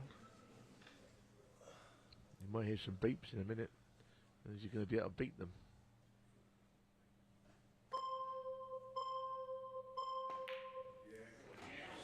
Well, the next shot's big, isn't it? This just gets him his nose in front. Oh, he needs, just knock this in. He needs Marcus Deo to pot this for him. What do? Do you play it quickly, or do you just think, right, I've got one shot at it? Because yeah, you've only got one shot at this. This is it. Oh dear. Never anywhere near, was it? He caught it much too thick. Now, you know, Robin doesn't really want to allow any time left for Michael. Cause there's a dangerous amount of time left here, because he'll have time to have a lunge at something in a minute, won't he, if this doesn't go in? 20 seconds. There'll be one more shot left in this game. Now. Right, attentional pockets. Snookered him. Just hit it as hard as you can and make something happen. Well, that's not going to be the one. It was a bit of a thriller, Lee, wasn't it? But in the end, good handshakes from a good man, Michael Judge. But Robin Hull, he always led, but he only just got there by a whisker in the end. And he is through. The former shootout winner makes it to the next round. The drama just keeps on coming, doesn't it, here at the 900. So congratulations to Robin Hull. That got quite close in the end. Too close for comfort, maybe, for yourself. How did you feel out there? Yeah. It's always these short games are nerve-wracking. So, yeah, it was a good game. I've known Mick for a long time, and, yeah, came down to one ball, so good fun. Great fun. You were in the commentary box. There was all sorts of excitement. Yeah, I mean, listen, it's good to see Robin play again. And you know, we were talking about the balance problem that you had that put you out the game for a while. I'm not sure what it was called. Yeah, not a name for it. So. Right, okay. So I've been in that sort of state before as well. But no, I mean, Mick had such a good chance. He had such a good chance to get over the line there, but he's hit the black really thick and left himself with the rest. So you must have been fearing the worst. Yeah, sure.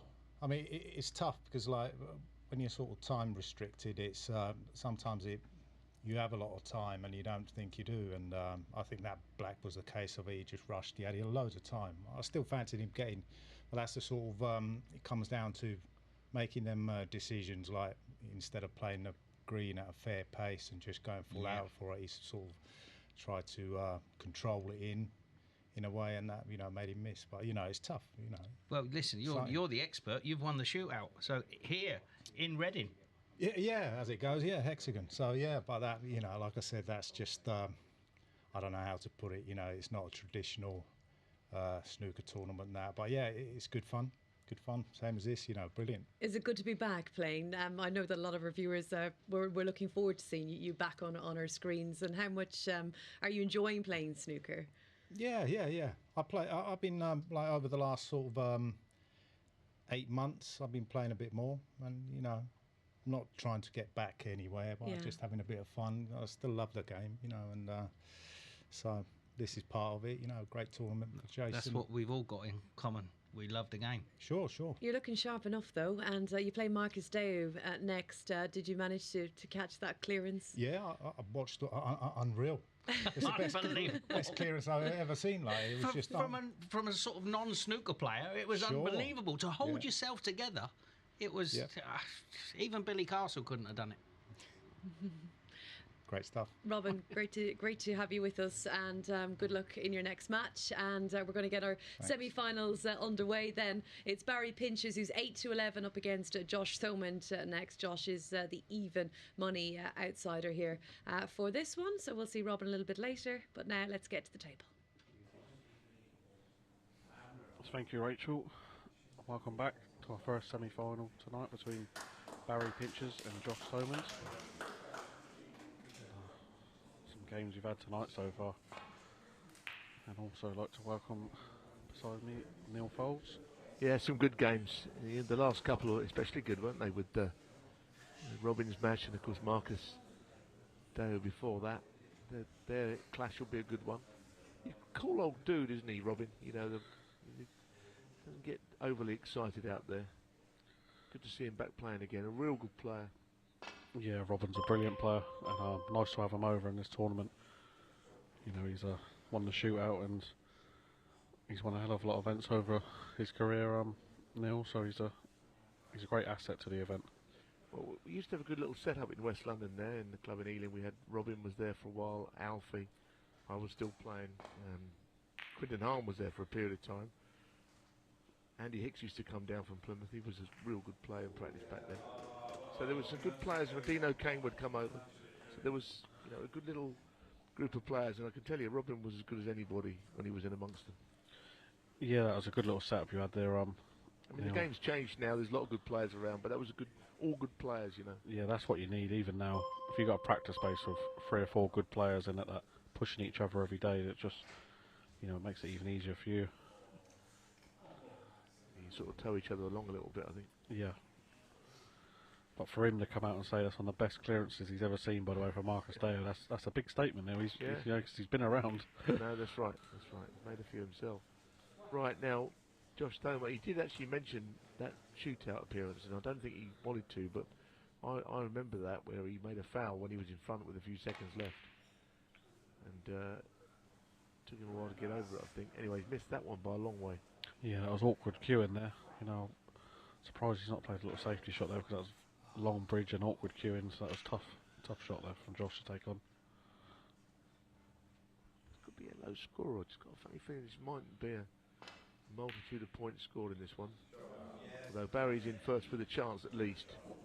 Going in off the jaws nicely, aren't they? Yeah, we're going to sway in. Obviously, it's a brand new cloth, new set of balls, and so they're going to slide in.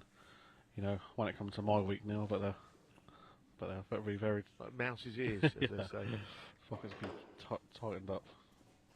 Well, they do. I mean, as time goes by, the cloths lose their sheen, don't they? And that's what can happen. Did well there, didn't he? Because you've never seen him move so quick there, Barry. What do you think of these Reston, Neal? I think they're very good for this format. They're very good. Well, but, you know, it takes away the possible equipment failure, which is always a shame. That, I mean, one thing about the shootout, and I know I mentioned the shootout a lot, this is not the shootout, but there's more time. But in that event, you know, there often is no time to get the lines out or the extension out. When it's a bit of a shame, it comes down to that. There's more time here, and it's a sort of better, I think, for the overall level, because you've got this rest, this dual-purpose rest. Yeah, I think it's very good, because obviously you haven't got time sometimes to go and get the spider out, and so with the rest you can change it either way. Use it as spider, use it as normal rest. It's a brilliant idea.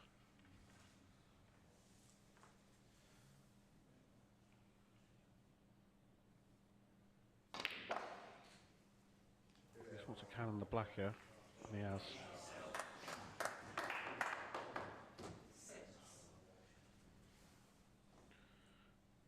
Choice of shots there. He'd like to get top side of this blue though, which he has done.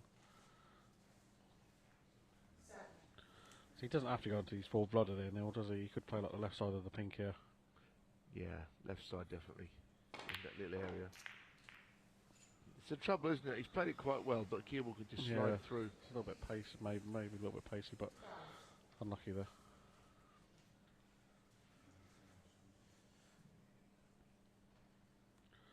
Doesn't turn too many down, does he, Josh? It's a nice pot. It's a nice pot, but with running away as part of it, wasn't he? He was going into vault. Now, what is he going to do? Yeah, make sure to hit a cushion. Well, that's one thing, isn't it? He might be able to get him in behind the green here with a brown on the cushion. He's played a sensible shot there. Yeah, that's the right shot, I think. Can get a little too fancy sometimes, and he avoided that there. A long time to go, nothing in the game really. Yeah, I think with this format now, I think you just got to do, like I say, the simple things right. You know, nothing too fancy.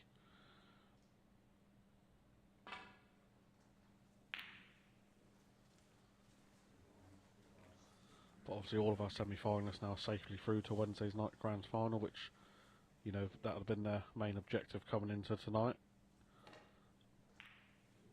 That's right, because Wednesday, I mean, whoever wins tonight will get more money, but, you know, as you say, whoever's here Wednesday can find themselves in the grand finals. It'll be the first name in, so all of these guys will be a part of that, as you point out. And then there's be another draw. The 4 losers tonight will join 4 new players tomorrow. Yeah. And whoever wins the first matches tomorrow, that'll be the other 4 players who be in there Wednesday. So you could actually end up playing the same player in these groups as you do in the finals, the first Wednesday night final. Yeah, there'll be a couple of tasty draws in there tomorrow night now. You know, you've got Florian in there now, floating around, Jamie, Curtis-Barrett, Michael Judge. You know, you've got some good young players coming through, Bradley Caldroy now a lot of. You know, you've got the Spanish champion coming in, you know, Michael Chambers, so it's going to be some good ties in there tomorrow night, a lot of pressure on them.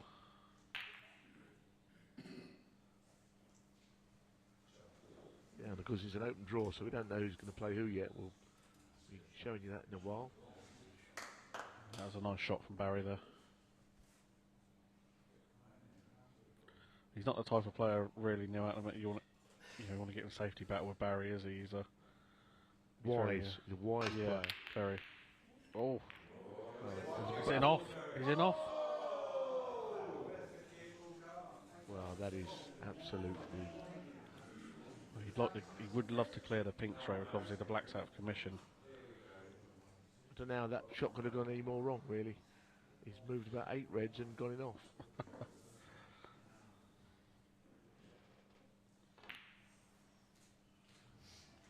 And this is just, for Barry, pinches. I mean, all the years he's playing, he'd probably get up, walk into the club and just put the balls in the middle of the table like this. He should make 30 or 35. He'd just occupy the table for as long as he wants. I know it's not always as simple as that. What a chance, though, and there's safe reds as well. That's good for him because he don't need them at this stage. Yeah, that works in his favour as well. Them safe reds and the black obviously on the safe left cushion as well. You know, of course, Rhiann Evans went against everyone else with Robin Hull. By saying Barry pinches, she'll be sending us tweets again, Rhiann. We're never in the last of it if Barry wins tonight. Oh, that was a lucky little kiss there. Yep. Maybe he's played that after Brown goes. Yeah, he's probably played a big. He knows he's going to count the yellow or the pink, the red or the pink. Then they'll to be on the brown. So absolutely sport for choice, though, isn't he? Everything's there.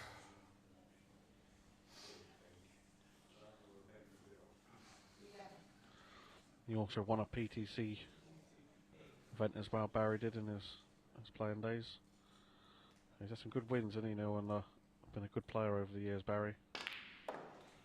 Yeah, you know, he's played Hendry at the Crucible. All these sort of players, you know, you forget that players like Barry have been involved in snooker all their lives and got to a high level. Yes, he's not. He'd tell you himself he's not quite the player he was. But he's been a real good servant to the game. He's a proper snooker man. I mentioned that earlier. Yeah, he loves the game, Barry. He lives and breathes the game. Same as he's taking his son everywhere now, and another local lad, George Pragnell. They go all over to the event together.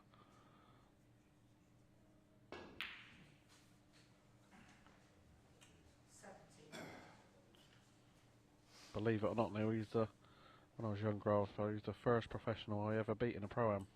Oh yeah? It was Barry, and he actually invited me to go to Norwich for me and my dad did go for a weekend and practice with him, which was, as a young kid, was amazing playing with a professional, and he's such a lovely bloke, Barry. One of the good guys, yeah. Yeah, definitely. One of the good guys. He showed me a few things, learnt me a few things, which I still do now in practice. So basically you beat him, and then he invited you down to Norwich. Yeah, it was in a Brighton Pro-Am, actually, and he drawed me I was a young whippersnapper, if you want to call me, and I actually played really well, won 3-0, and he said, "Why are you not on Pios?" And I said, "I don't think I'm good enough." And he said, "Don't be silly. You've just, I've not seen much better than you in a while." So it was very nice words of him. Fair enough. That's a good story. We've been, like I say, friends ever since.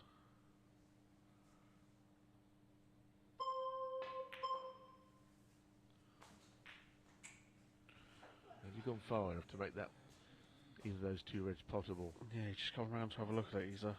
his face expressions is telling me he's not on it. Well, he's got a few facial expressions anyway, hasn't he, Barry? You know, you never quite tell what. A bit of a wince sometimes comes across his face. Oh, he's played a plant there, hasn't he? He's played it as obviously as a shot to nothing, but he would have left the red on. Another red down, that's in his favour. 27 lead. He could tie the green up here down with them reds. He's bossing this game as he did in his previous round against Jamie Curtis-Barrett. You know, as you did say earlier, he's a wily O player as Barry. He's a fox, isn't he? Yeah. That's another nice shot. He's just played off a simple shot up and down. He'd be like one of these boxers, right? He's not a big puncher, but you can't lay a glove on him. You know, one of those sort of types.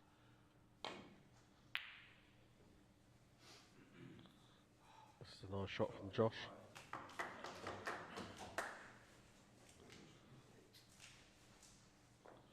So Barry's got a big target here with this red.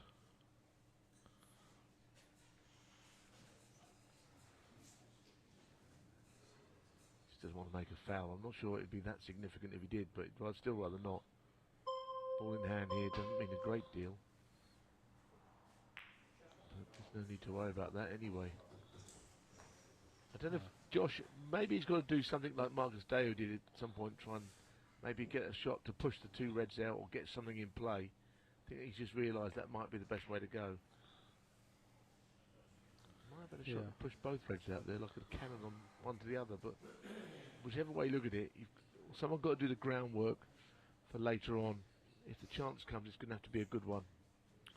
Yeah, you know, Barry's just going to push the red up and down the table probably.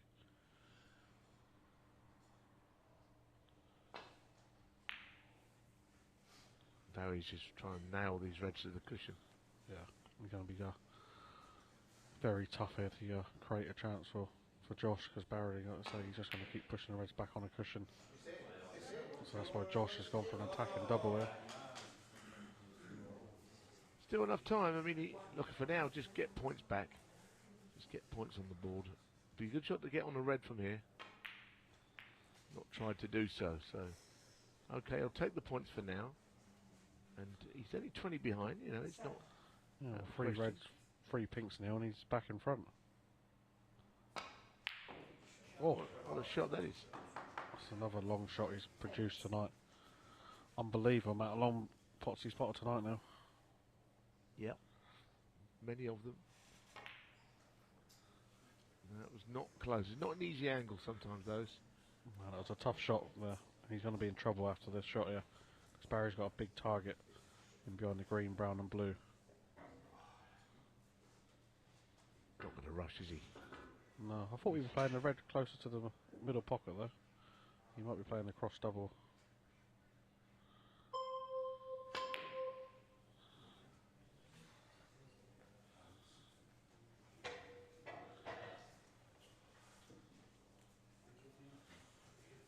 Well, I think he can't win the game unless he gets the right hand red out. So whatever he plays, there's no point in playing the other red because he's still going to have to get the other red out. Don't see the I can't see the point in that shot because the other red is, you know, he needs more than just one red. He could have played a shot to just get them both in play. I'm not saying it's easy. His time is running low now. Yeah, time is I think time's against him at the minute now, Neal. He needed to get that other red in play really, but Barry's going to bring it into play. I think Barry had no choice, but right now it's now or never. I mean, it really is. I don't even know if there is enough time, but if he's quick from here, if he could knock these two reds and high value colours, maybe there is a squeak. But late though, late in the day. That's the wrong red for me as well. Yeah, Barry's had another frame where he's had it his own sort of way here, Neal. He's had a comfortable little ride of it so far and needs to open the matches. Yeah. He's got everything under control here. He won't be rushed.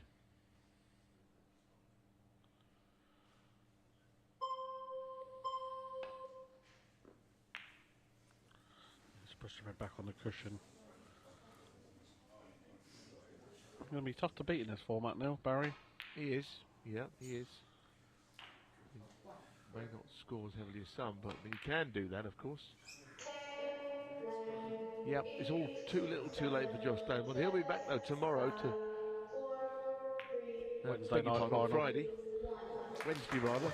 So Friday. You won't be here Friday, be here Wednesday, Josh. But Barry Pinches will be here in a few minutes in the final, playing the winner of the next match, Marcus Dew and Robin Hull.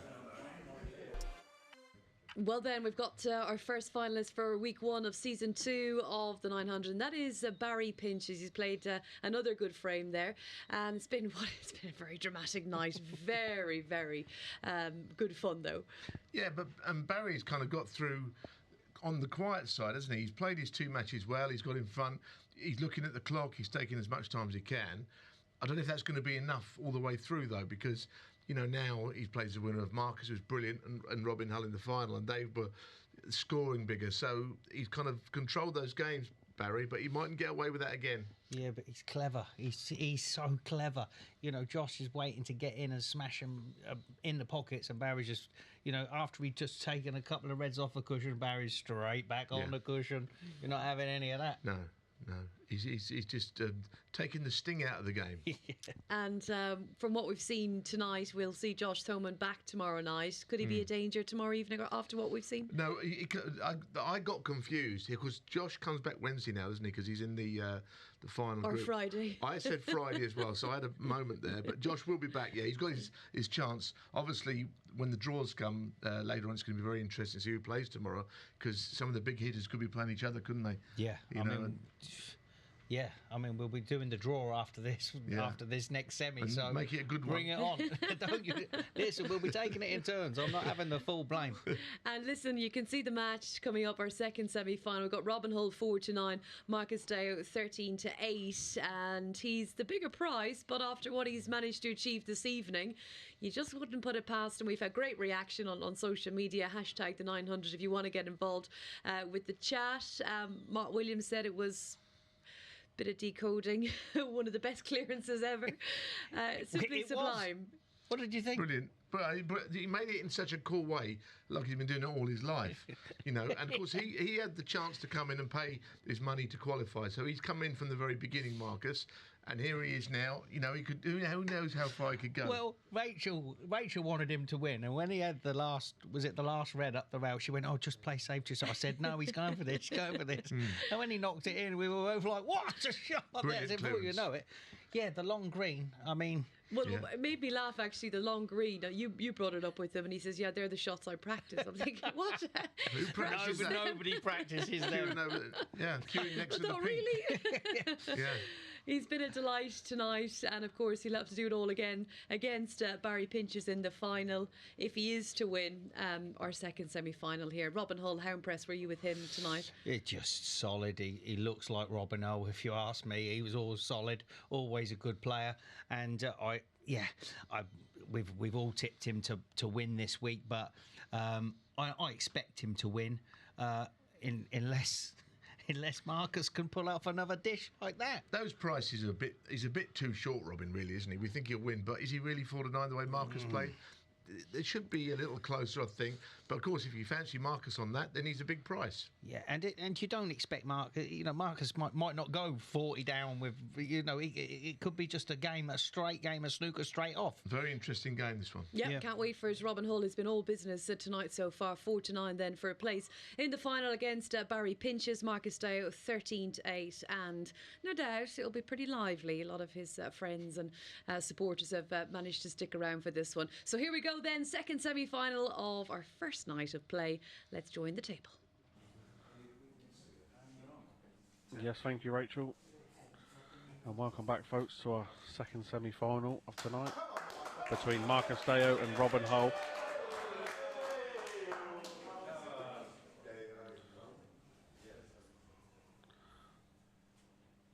This is going to be another really good matchup.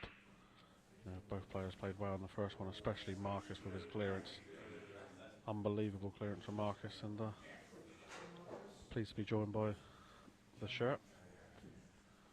Yeah, we're still talking about that clearance, Billy. Yeah, and I did say to Neal, you know, he's very capable of these clearances. I've seen him do them a lot lately in tournaments, and been keeping an eye on him. He's improving all the time, as Marcus. Well, you just don't expect somebody with that little experience to hold themselves together. I'm thinking certainly in a minute he's going to, put a quick one in, elbow's going to jump out, and he was spot on. He was inch perfect all the way through.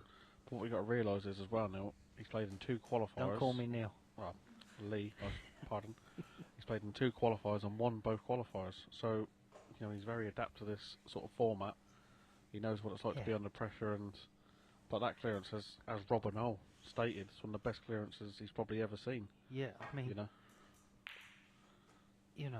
we said this earlier, and Parsons, do you look at him and think, oh, he's going to win this tournament again because he won the last one? Well, it's exactly the same with Marcus Dale. Yeah. To win at this format, it doesn't matter who's in it, just to win in this format is an achievement. Yeah, Ant Parsons, talk about last year's champion. He's going to come here, wanting to defend his championship. He's going to come here with a lot of confidence. He's on a massive high, and after last year's not lost a game here yet, and he's going to have a little bit of an aura about him when he plays. But like I do say, it's the format so tough. It's tough. Oh, Marcus has pushed her out of the pocket here. Yes. Oh, has it gone tight against the cush though? It has. He's got away with one there. Could it be his week? And as you do say, Lee, you need a little bit of form. You do. But Robin does look like Robin. Well, he doesn't look like Batman. No, he's a fantastic player as Robin.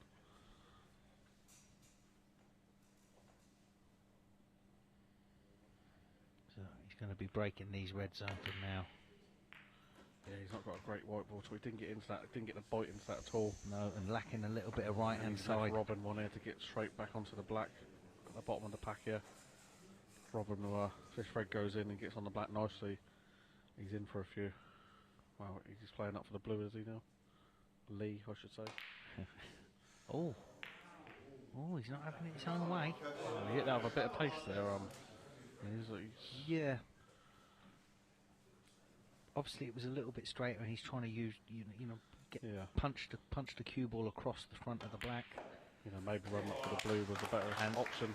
And I'm telling you now, I wouldn't be surprised if Marco wins this in one visit. Yeah, definitely. That's what he's done in the qualifiers. He had 3-1 visits.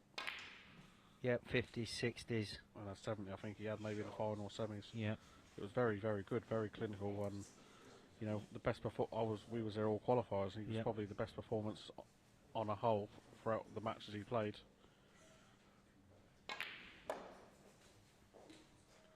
Like I said, he is now practicing on the style, which is a good advantage coming back to these tables, whereas before he's always playing on a club table. It's a different feel, different shots, that you sort of play on these tables. Yeah. Good use of the blue there. Yeah. He walks around, you can see he's very confident, he's happy with his game. He doesn't look nervous at all, does he? Yeah, I thought the red might have cut into the middle, around the back of the black back into the right pocket, I should say, but he decided to take the red on with the rest, which is what maybe the wrong shot for me. I thought the red chipped the red in the middle, even if he screws it in with a little bit of check. But if he had the angle to go round the back of the black, that would have been the shot for me. But again, I suppose you're thinking about the clock as well, and what you see first, you've got to get on with. I know exactly what. Maybe he's thinking he's going to leave the white in a tougher position than it. He did leave it in the end. And yeah, this is, Robin could score a few here. He's very good in this position, Lee. Yeah. I watched him at the weekend in Sweden in Q Tour, and once he got in this position, he was very clinical.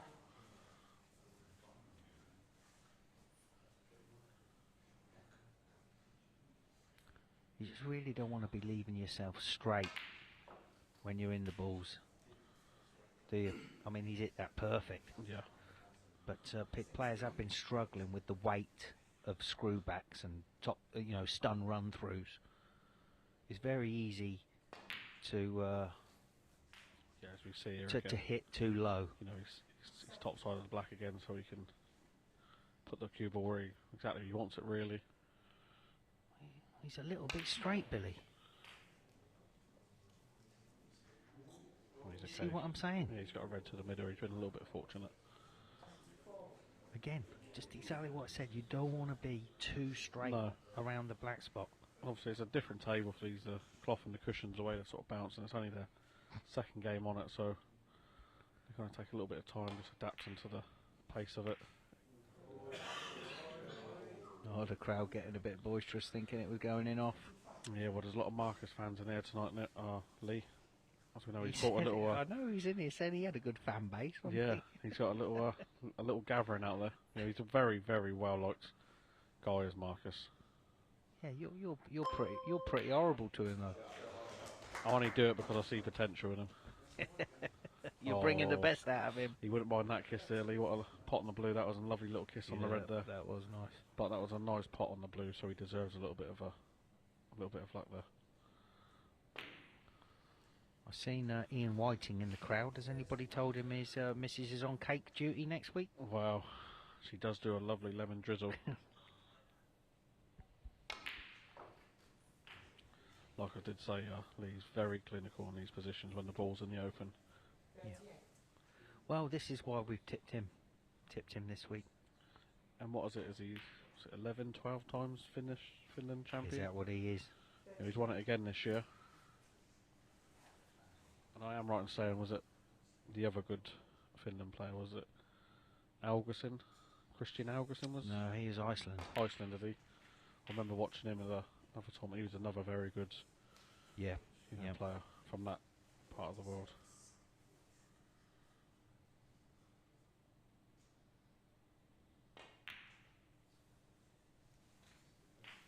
And also, folks, after this semi-finals completed, we will get tomorrow night's draw.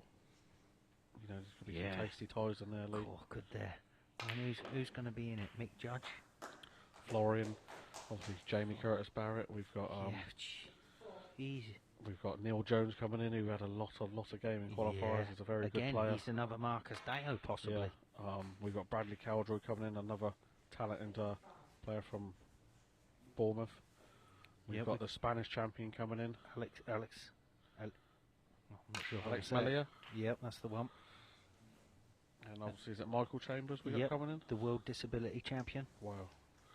Yeah, so another great lineup tomorrow night. It's going to be some, especially for Florian, and they've got one chance tomorrow night to get to Wednesday night, so it's going to be a twitchy affair. Yes, but you know, they're coming from everywhere. Oh, now Marcus, can you pull out another clearance? Well, if he clears up from here, Lee. 47, I mean.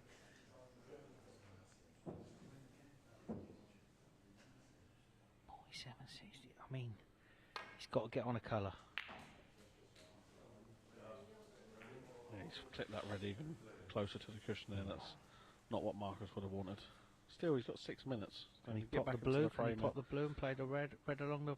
Well, he could even pop the blue, run it off 2 cushions, and the red back up into the green pocket. Can't see. I think brown and try and get on the red next to the green. No, I thought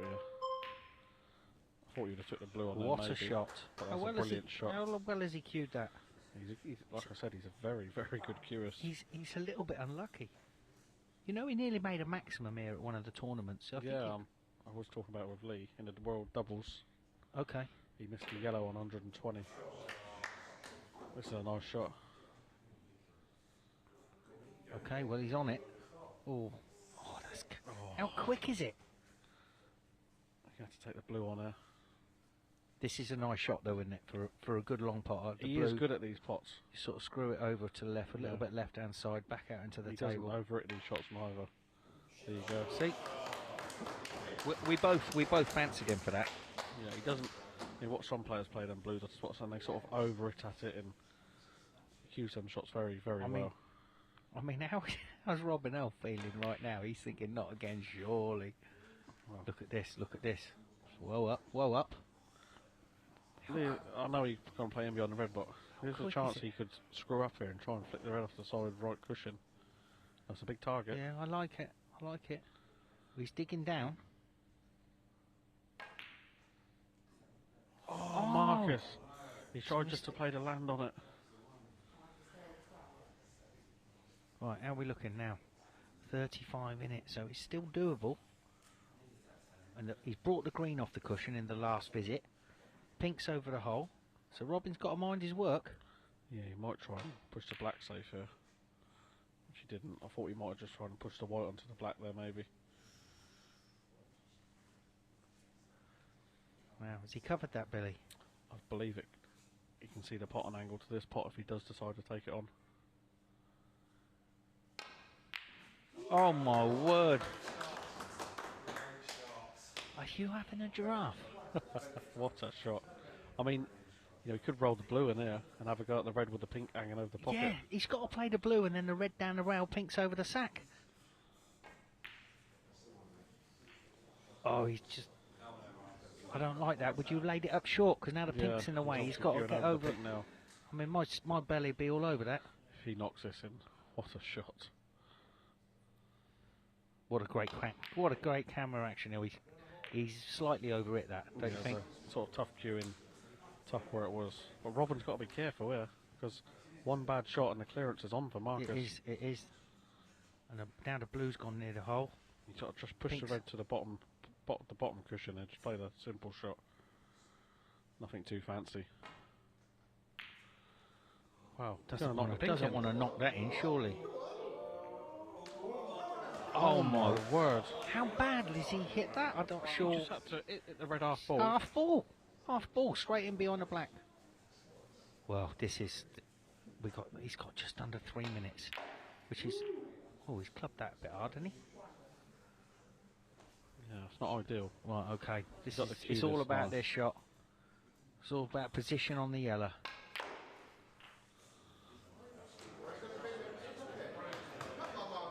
See, for me, Lee, you had to just, even if you couldn't get back too far, just get 12 or 15 inches out where he left himself the yellow into the yellow pocket there, because the green's there waiting afterwards. I know he's still got a pot on it to the middle. I think he'll pot this. Wow. He's just about to dish this, you know that. Well, if he clears here, I'm going to be calling him John Higgins. He's just become my new favourite player. Oh. At the end of a frame, Lee just turns into John Higgins.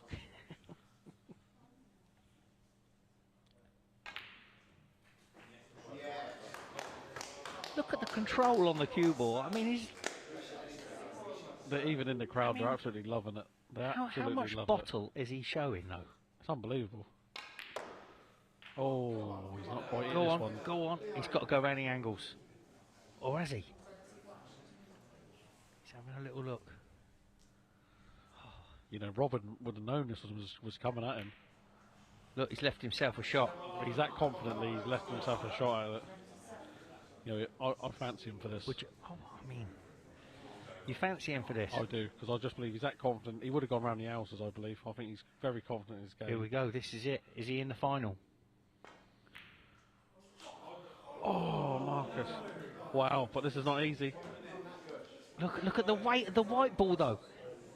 I mean, I can't catch my breath. This is unbelievable.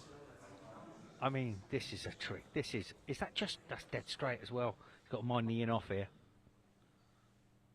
I don't think he's going for it. Is he going for it?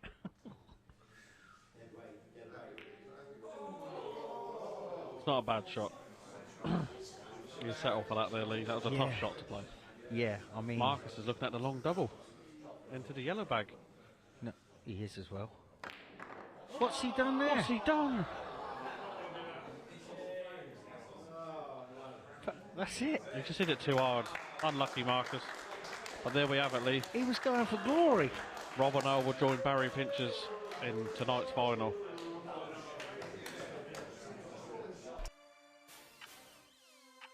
Well, how about that? Have you caught your breath? Have you guys caught your breath? My goodness, I did not expect that to happen. I mean, how well does he hold himself together? Okay, he's not dished, but it's just remarkable. It is. I mean, he went too far on the pink, then he had the thin black, and then Robin had that odd long straight shot. But of course, Robin's thinking in the back of his mind, if the black doesn't get potted in the time, he wins because he's 2 in front. He thought it was a black ball finish, but it's one of those incomplete frames because he had that slight advantage. Marker, when he knocked that on the board, on the black, the cue ball on the floor there, that was poor actually, wasn't it? Yeah, but I mean, would you have potted the pink and gone round the angles rather than leave the skinny black? Yeah. I think he had enough time to send the cue ball round the angles. I'll be honest with you, he's not unlucky to knock the cue ball on the floor at the end, is he? No, because you know that if you're queuing down the ball at speed, that cue ball can go on the floor. In fact, it'll go on the floor every time. Yeah, but so that was, he made a mistake at the end, didn't he? Was it just we love him; he's brilliant. Was it just going for glory, or? Well, I mean, if he doubles it, it's a glory shot. It is, but it's no good if the cue ball's not on the deck anymore. Right? The only person I ever did see, who's the only other player did that? Ronnie against Dominic Dale on the last black. He whacked it and everything went on the floor in one of the home nations. So he's in good company. But I think he's done a good job, Mark, because he's and he's going to be here on Wednesday, so he could be an upset. No, listen, he's proved that he can play really well tonight. Yeah, even Robin's a really good player. His comeback, he was a bit asleep in both of the first half of those 2 matches, but the way it was at the end was brilliant. Really good. Really enjoyed watching him. He's been a star tonight, hasn't he? Absolutely, and we'll be seeing him, of course, on Wednesday. Yeah. We've got our final coming up there. The price already through. Barry Pinch's even money. Robin Hull 8-11, and that's coming up next on Sporty Stuff TV. Well, I should say in a little bit because we've got a very important draw to do. Of course, we've got new players coming in, and they're in the bag. So let's take it away. Right, we're doing it. We're doing it, yeah. Right. You going first? I don't mind. You draw. Come on, draw the first one. Right.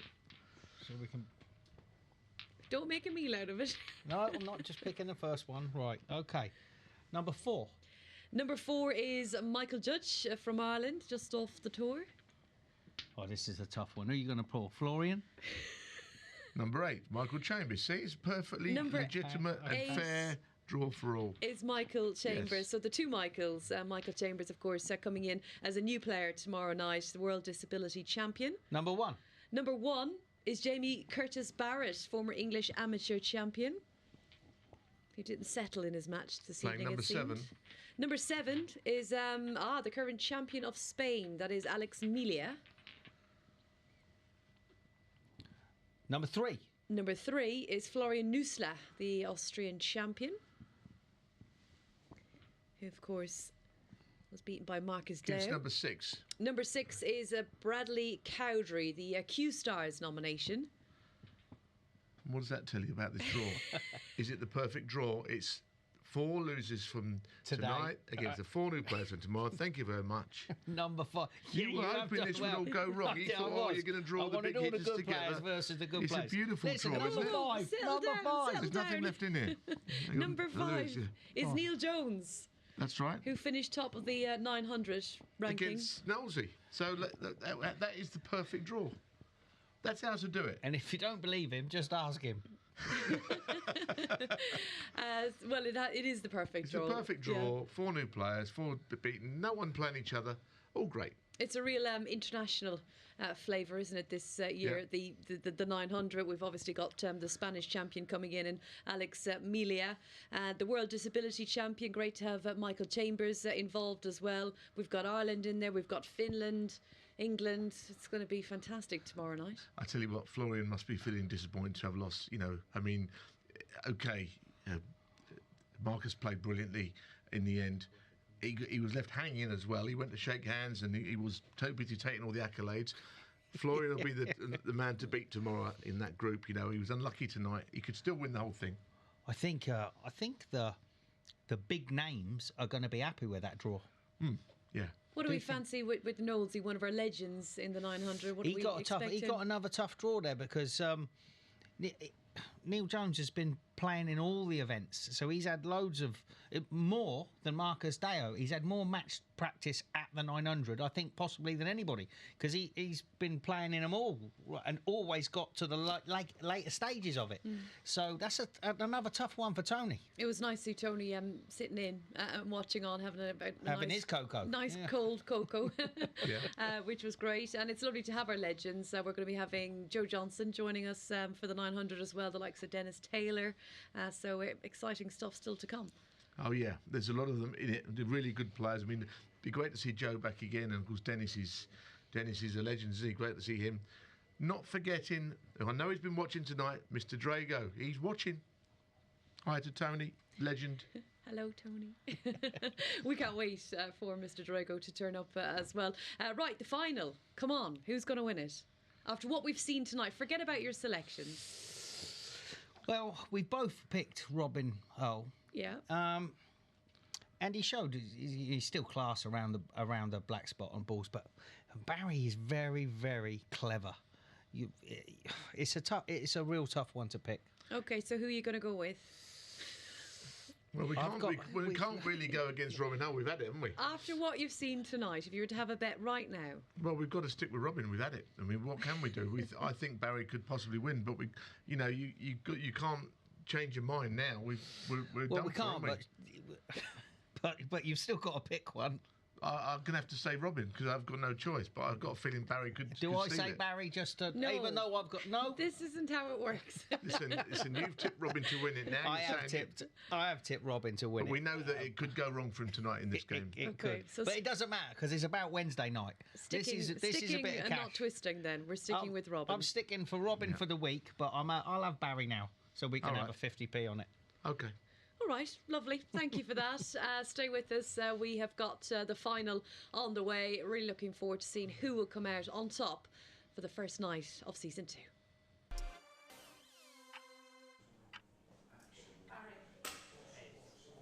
Okay, welcome back, snooker fans.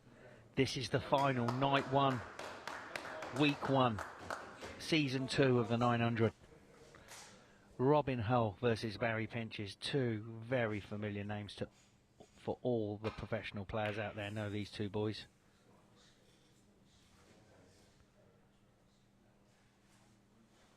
I just feel that that we were sort of unsure who'd win this game, but I think with Barry, he'll have to do a bit more. I think maybe at some point score a little bit bigger against someone like Robin. But I mean, he's so clever that he might just do what he's done to the last pair. Yeah, but we do know he has got it in the locker, okay? Oh, yeah. He's probably, not the greatest potter out there, but break building, if he gets in around the black spot, he is mustard.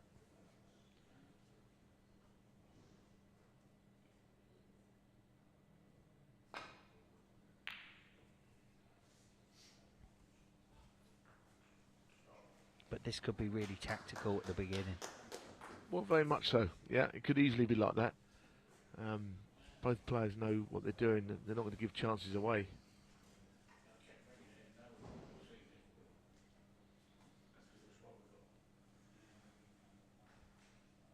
Just saying that the 4 first-round losers from tonight might fancy their chances tomorrow against the 4 new players. But Billy thought that Neal Jones might have a chance of beating Tony Knowles, which is a fair shout. That might be the one that upsets the sort of the thought that all 4 would go out and get their place on Wednesday by winning tomorrow, the losers from tonight.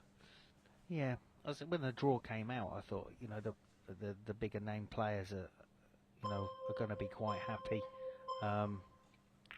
Neal Jones is a very capable player, but then again, so's Tony. But I don't know what kind of work Tony's put in. I still don't really know how Florian lost his match. Obviously it was to Mark of the way he played, but Marcus. But I mean, Florian played great, didn't he? And lost somehow. Amazing that was. He still got a great chance of winning Wednesday night. Oh, what a good shot this is. Now isn't that brilliant cueing? That is perfect cueing. So, like I said, he gets in around the black spot. He's no mug. A little bit straight on this. 8.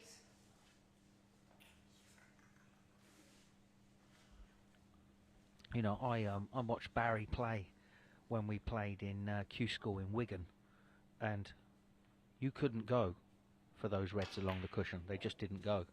So there's no surprise that he hasn't gone for that. But because I've had a little knock on this table earlier, I know that that's a very potable red. So now, what do you make of this? Ball in hand. I know you're an absolute stickler for this being put in the right place. And he has put it in the right place. Of course he has. Of course he has. In there.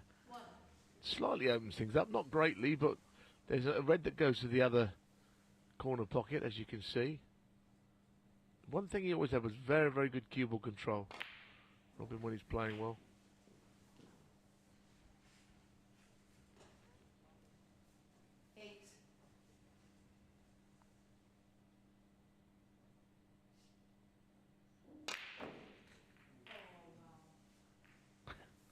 Wasn't sure quite how to play it, was he? When you played to run through, you're putting everything into getting it on the black. The way he's played it, now he's quite a lot resting on this blue.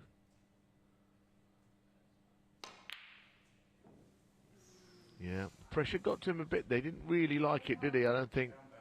You know, even when I watch the big boys play, when they play that shot there, you play it with helping right-hand side. Yeah, so when he screwed back out of there, it's hit the side cushion, it's checked.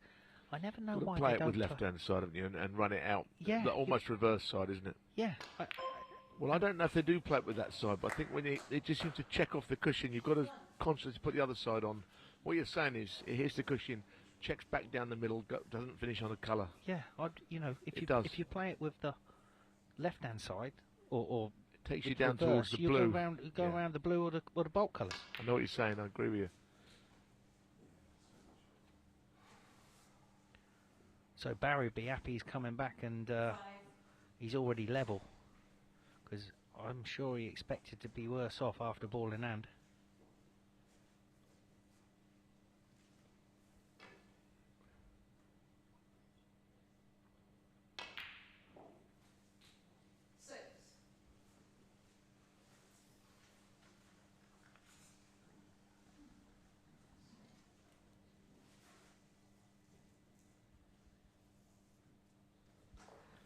One good shot here to get from colour to red might just be taking him a long way towards getting this match won.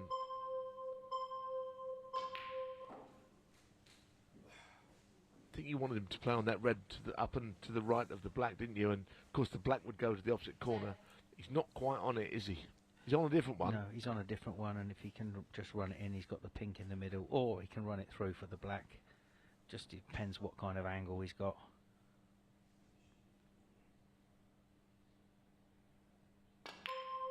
Oh, he's played the stun.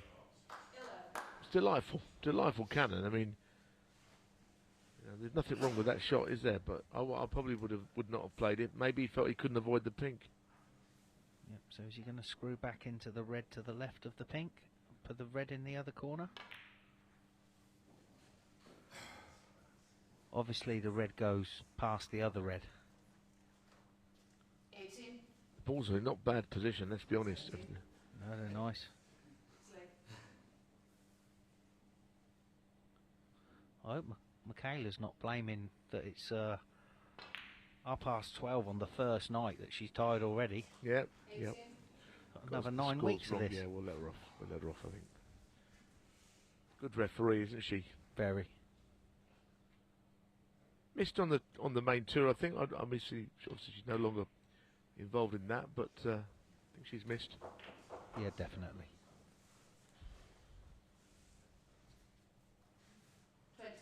It's a wonderful chance, this, and you know he won't be rushed, will he? He's just taking as much time as he needs.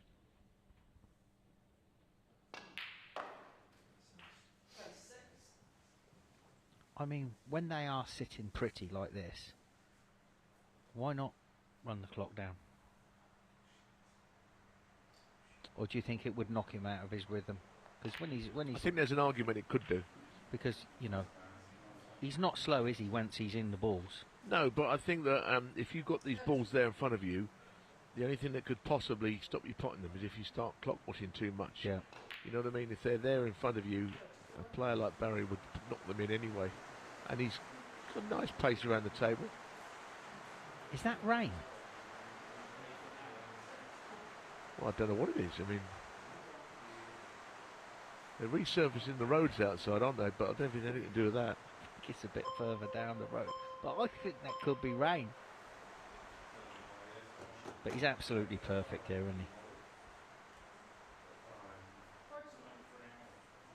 So it's a torrential monsoon outside, I've just been told.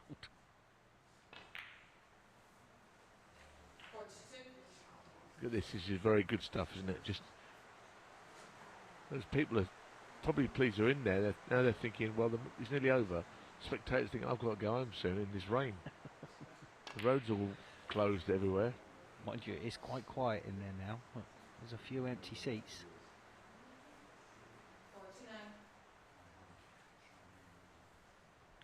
Well, this is what he had to do. I said he had to score a little bit bigger, you know, but he has done so. Fair play to him. I think you picked Robin, though. Yeah, no. Yeah, I did. Yeah. Of course, as I said earlier, Rihanna's picked Barry Pinches. We're not going to be the last of her. Let's hope she's gone to bed and not that way she can't chirp about being right. Oh, she'll be chirping, don't worry about that. Let's hope she's gone to bed and then we won't hear another word. Listen, Billy's picked him as well, so... no, she's up because she just sent a message now. This is unbearable. This is all... This is all about the money, though, now, tonight. So you just remember that all these players are going to be back on Wednesday, and that's what gets you through to finals week. So tonight, the winner of this match is going to get £500. And then the winner on Wednesday night is going to pick up £1,500, and obviously the chance to win £10,000 in the grand final. First one in would be nice, wouldn't it? First one in the final. Andrew Norman it was last year. First one in, wasn't it? Stormy Norman. Beautiful break this. Now we want a century. Yeah, we could see a century. I think we will. Still over 5 minutes left. There's an age still to go. Barry's been making these centuries for years. He was such a great amateur player. I remember him in the junior days, even going back that far.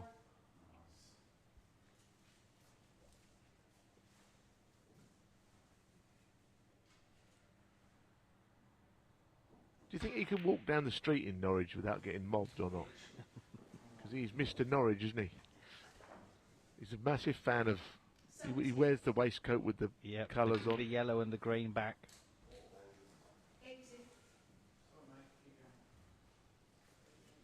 Does love a game of cards as well. I bet he's a shrewdy. Oh, he's like deadly. What does he play? I couldn't tell you, but you don't want to be playing him, I know that. So a chance for a century then.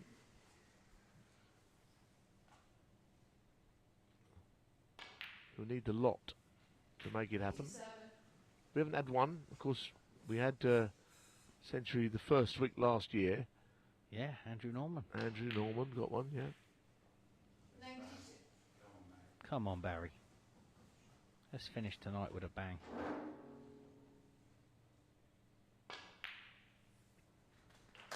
Very, very good stuff. Starting with a century if this goes in. Well, how about that? That was brilliant, wasn't it? Barry Pinches, he's rolling back the years. He's amateur these days, but he's still a pro. What a performance. A century break, and he's tonight's winner with a century. Robin Hull, he'll be back Wednesday.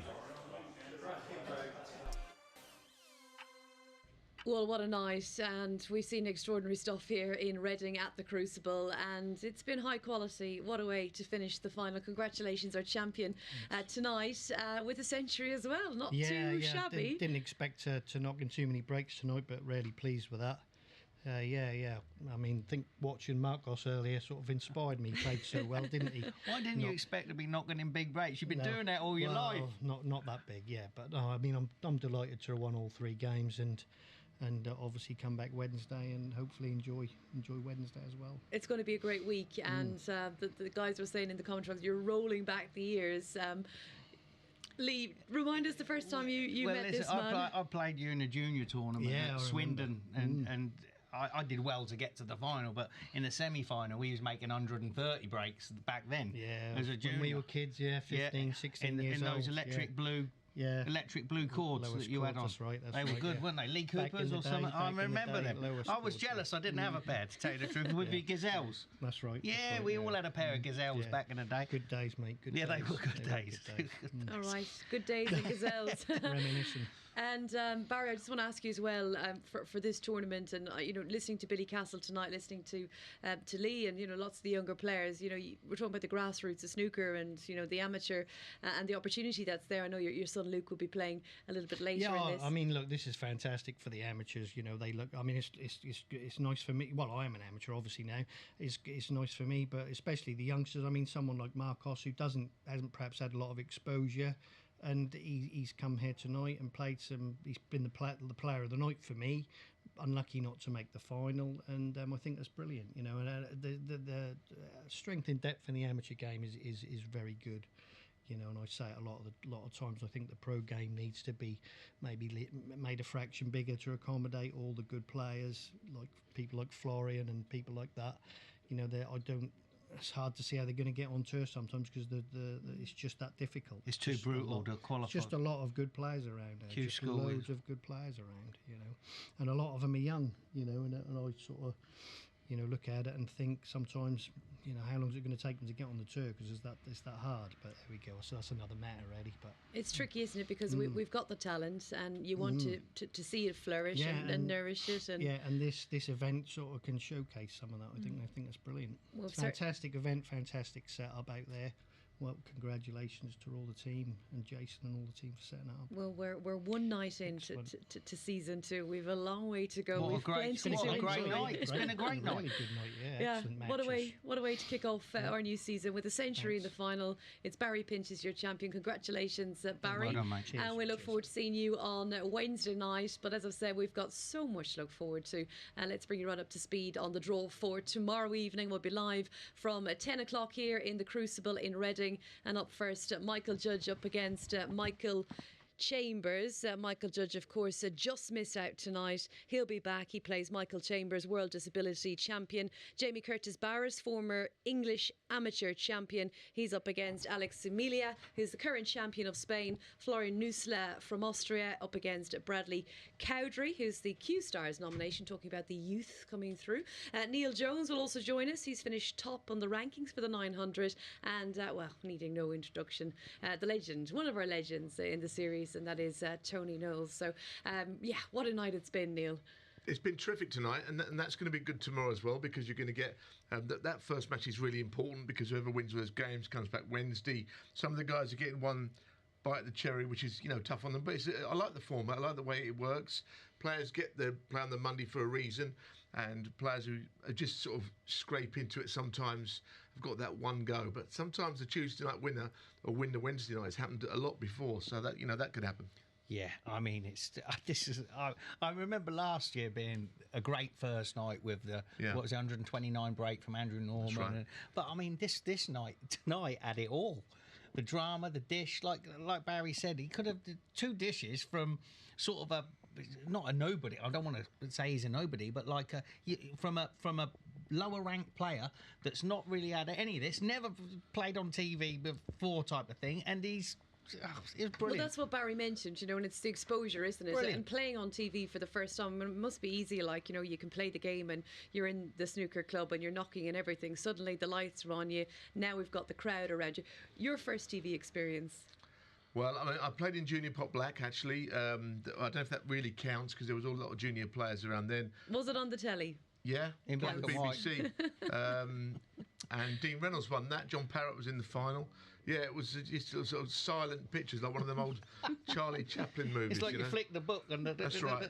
Yeah, that was my first. As a professional, my first TV game, I played Bill Werbenek in one of the events. Yeah, and but I'll never forget those occasions for sure. What about you, Lee? Oh, I remember playing Stephen Hendry and walking out in Aberdeen, and it was just horrendous. Get me out of here. Yeah, you did actually tell me that last season. Didn't end well. No, it didn't. But listen, it didn't always end well for anyone against Stephen Hendry. Guys, you've been an absolute treat as ever. Thank you so much. Thank you. And hopefully we'll be seeing you tomorrow night. We've seen the draw, we've seen what's in store, and we'll be live from 10 o'clock. I know it's late, but thank you so much for staying with us. Hopefully you've enjoyed the action here from the Snooker 900. Season 2 started with a bang. Night, night.